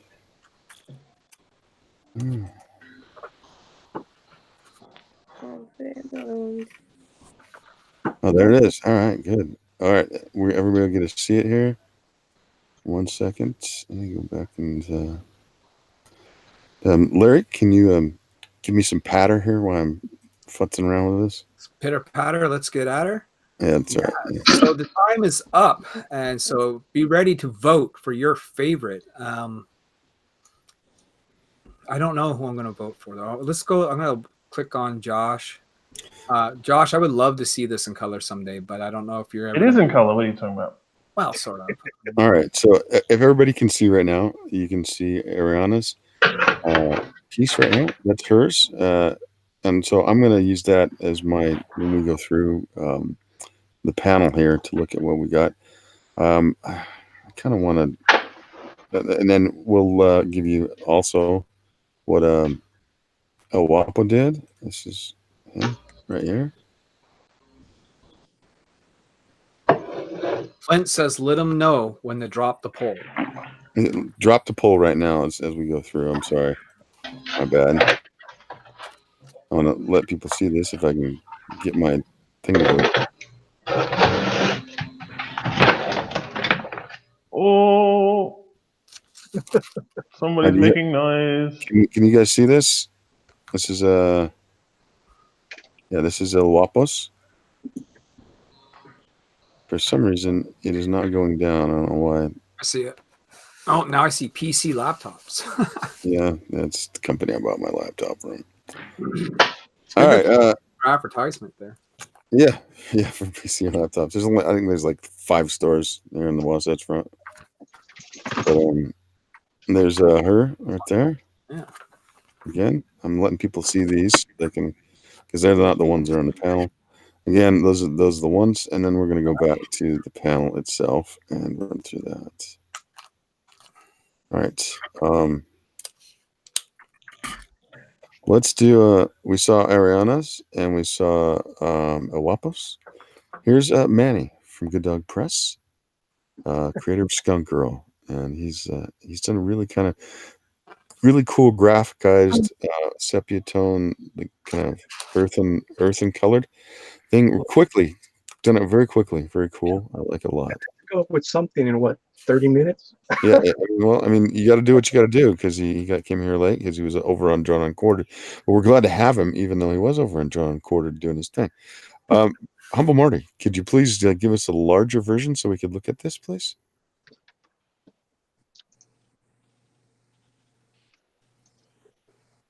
A little bit more. All right, there you go.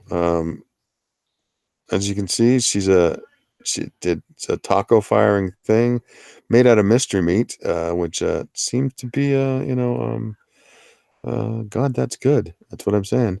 If anybody knows Sweeney Todd, that's my reference. Then we're going to go over to Lou. This is Lou's piece. For those of you who can see that, he's done a great job. He's been very quiet tonight, but we're glad to have him. How you doing, Lou? Are you willing to say a couple words?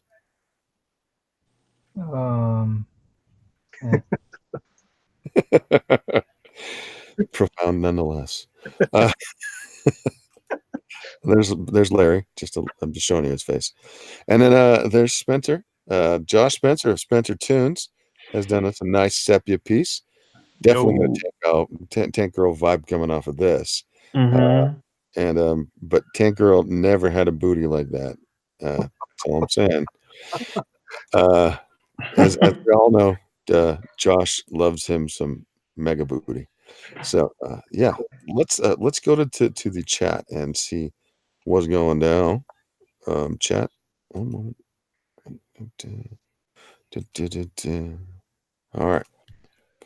We've had the straw poll put in there. Now I need to go do that myself. Am I sharing? I'm sharing. Here's a compliment for Josh. We got Zaid Comics in the chat. He says, "OMG, Josh, I'm paying you for work in the future, my man." Oh, that's good. Hit me up on Twitter. I mean, that's one of the cool things about this show and like, the Drawn and Quartered and shows along those lines, like the shows that Manny does as well. It's like you get to see these artists in action. You get to see what they can do. And the next thing you know, it could lead into some work. You know what I mean? Fingers crossed. Yeah, definitely. I mean, well, Josh, think about it. I mean, that's how me and you did a cover together. You did like you were on the show. You drew a Vonnie. I loved it. I bought that piece from you. And next thing you know, I'm hitting you up to do a cover. You know what I mean? True. So the chat still has 11 people in it. We have 20 likes. Thank you very much for the 20 like benchmark. Those 11 people, please get in there and vote, and put your mark in there so we know who has won this challenge. I'm going to go back to looking at the poll. I'm going to refresh. See how many got we in there. Everybody on the panel can vote as well if they want to. And make sure you put everyone's social medias in the chat, in the video as well. Yeah, Flint Amra had done that. Had done that in the chat. So, yeah. Are you talking about me? Yeah, I just so people can find whoever's. Josh wants that on the higher panel. Yeah, I want to get at Lou.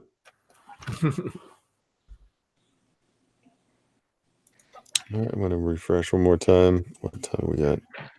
Going to give it 2 more minutes or 3. We'll go to 20 after.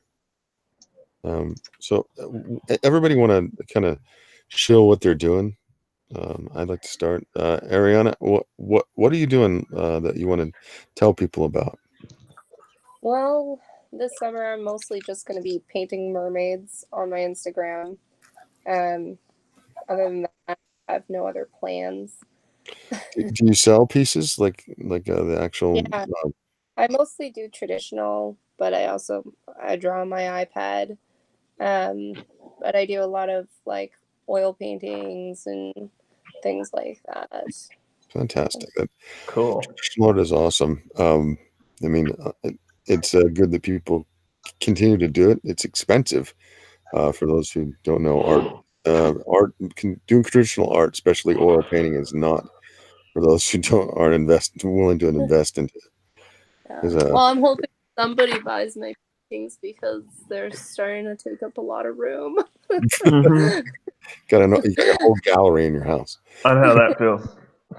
I have like a massive crow painting like from the movie, and yeah, because I got tons of paintings now. So I actually have one that I did of Rainbow Brute that I'd love to like sell. So if somebody wants that, keep putting it out there, and maybe give a price and see what happens.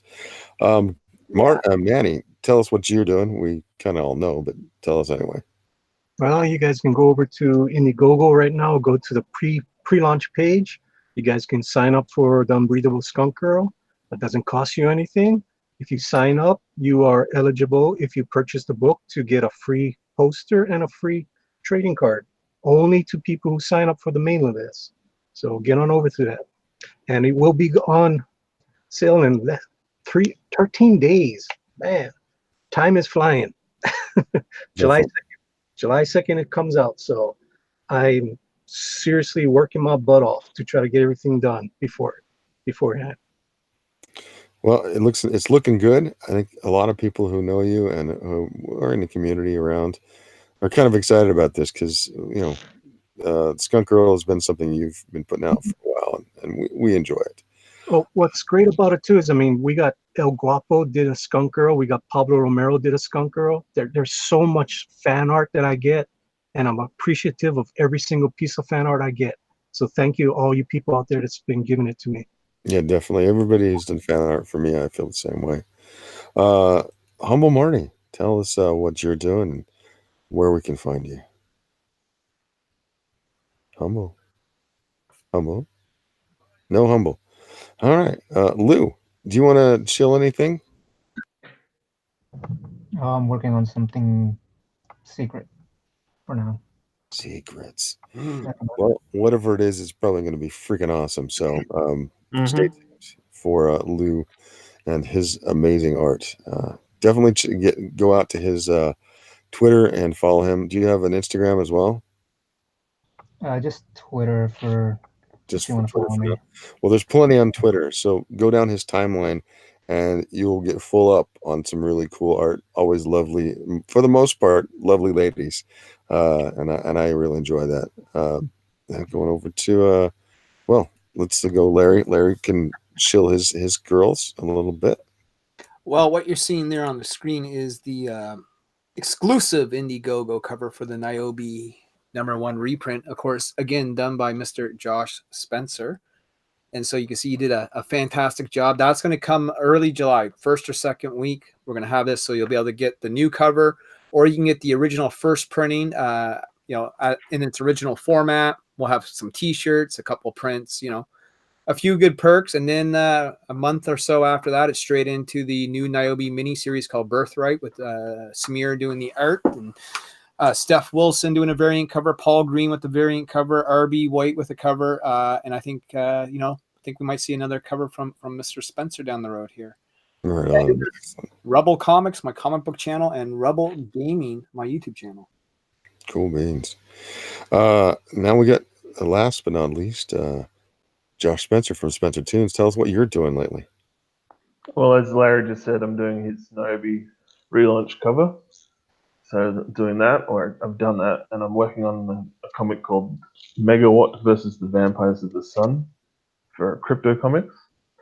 So that's coming out in a few months. And yeah, just follow me on Instagram and Twitter at Spencer Tunes. And I'll tell you how much of a dingus I am. I realized that I'm already following Lou, and I retweeted his Alita Wonder Woman sketch. Yeah, that was a good one, man. I was like, what? I've already seen his stuff already. Well, that's why I like it so much. Yeah, his stuff is freaking amazing. I'm so glad we got him tonight. We can get him again. It's kind of a scheduling issue, and he does have a real life, as we all do. So it's finding time and getting everybody on here.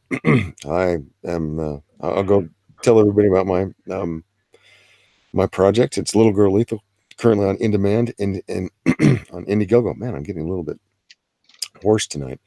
If you like stories about, basically vengeance stories, getting revenge, young girl who's had bad things happen to her in her youth, and she has in her subsequent years become a bit of a terror, and she's looking for those who have done her wrong.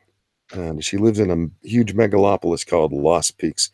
It's beautiful on the exterior, but rotten to the core. And if you like stories like that, like Sin City, Akira, The Fifth Element, Blade Runner, or the Destroyer series of dang it, my voice is terrible tonight. The Destroyer series of novels. You're gonna like what I put down with my friend Whiskey Paint, who's out of Vladivostok, Russia.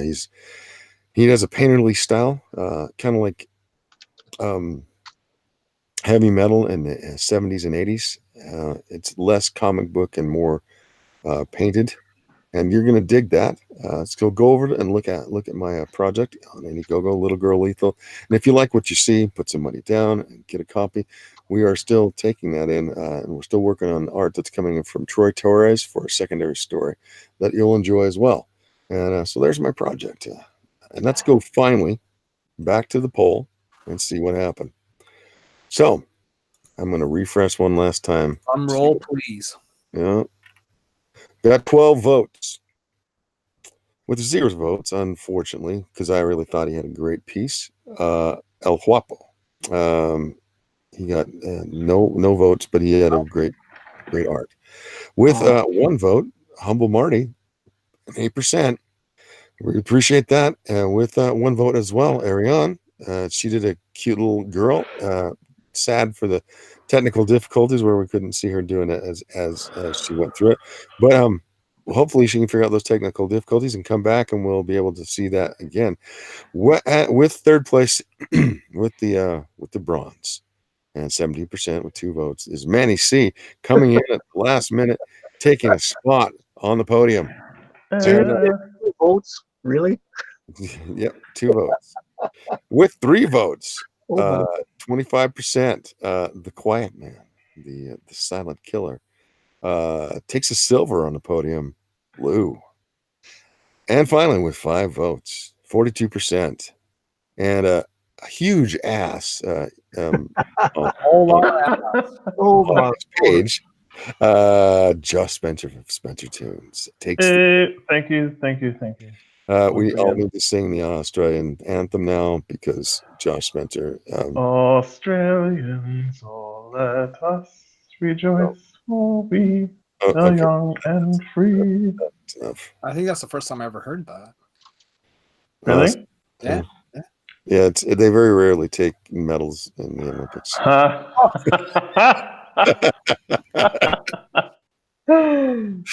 I'm kidding. All right, everybody. Let's go back to the chat one more time. Flit Amaranth, I want to give him props for what he does. He's constantly putting out the links for people to find things and makes it easier for those who actually show up to go and check out stuff, and people who subsequently watch the stream and follow the chat. I appreciate him. One of these days, I'd like to have him come on and do a little doodle if he feels so inclined. For everybody who showed up to the Cheesecake Challenge this week, number 14, episode 14 of the Cheesecake Challenge here on Slick Jimmy Speaks. I appreciate you coming out. You stalwart, wonderful people that make this fun in the chat as well as on the panel. Thank you to Larry for showing up and helping me with the pitter patter and talking on here when I need to drop off, and also, giving his expertise at streaming. For all the artists that have showed up, thank you so much because you guys are awesome. I appreciate it. I'm quickly going to go back to the panel because I've got to close out. Everybody have a great night, and we'll see you next week with a new theme, maybe a new time and day. We'll see. I will let everybody know, and all take care. Everyone, say goodbye. Goodbye. Bye. Right on. Good night.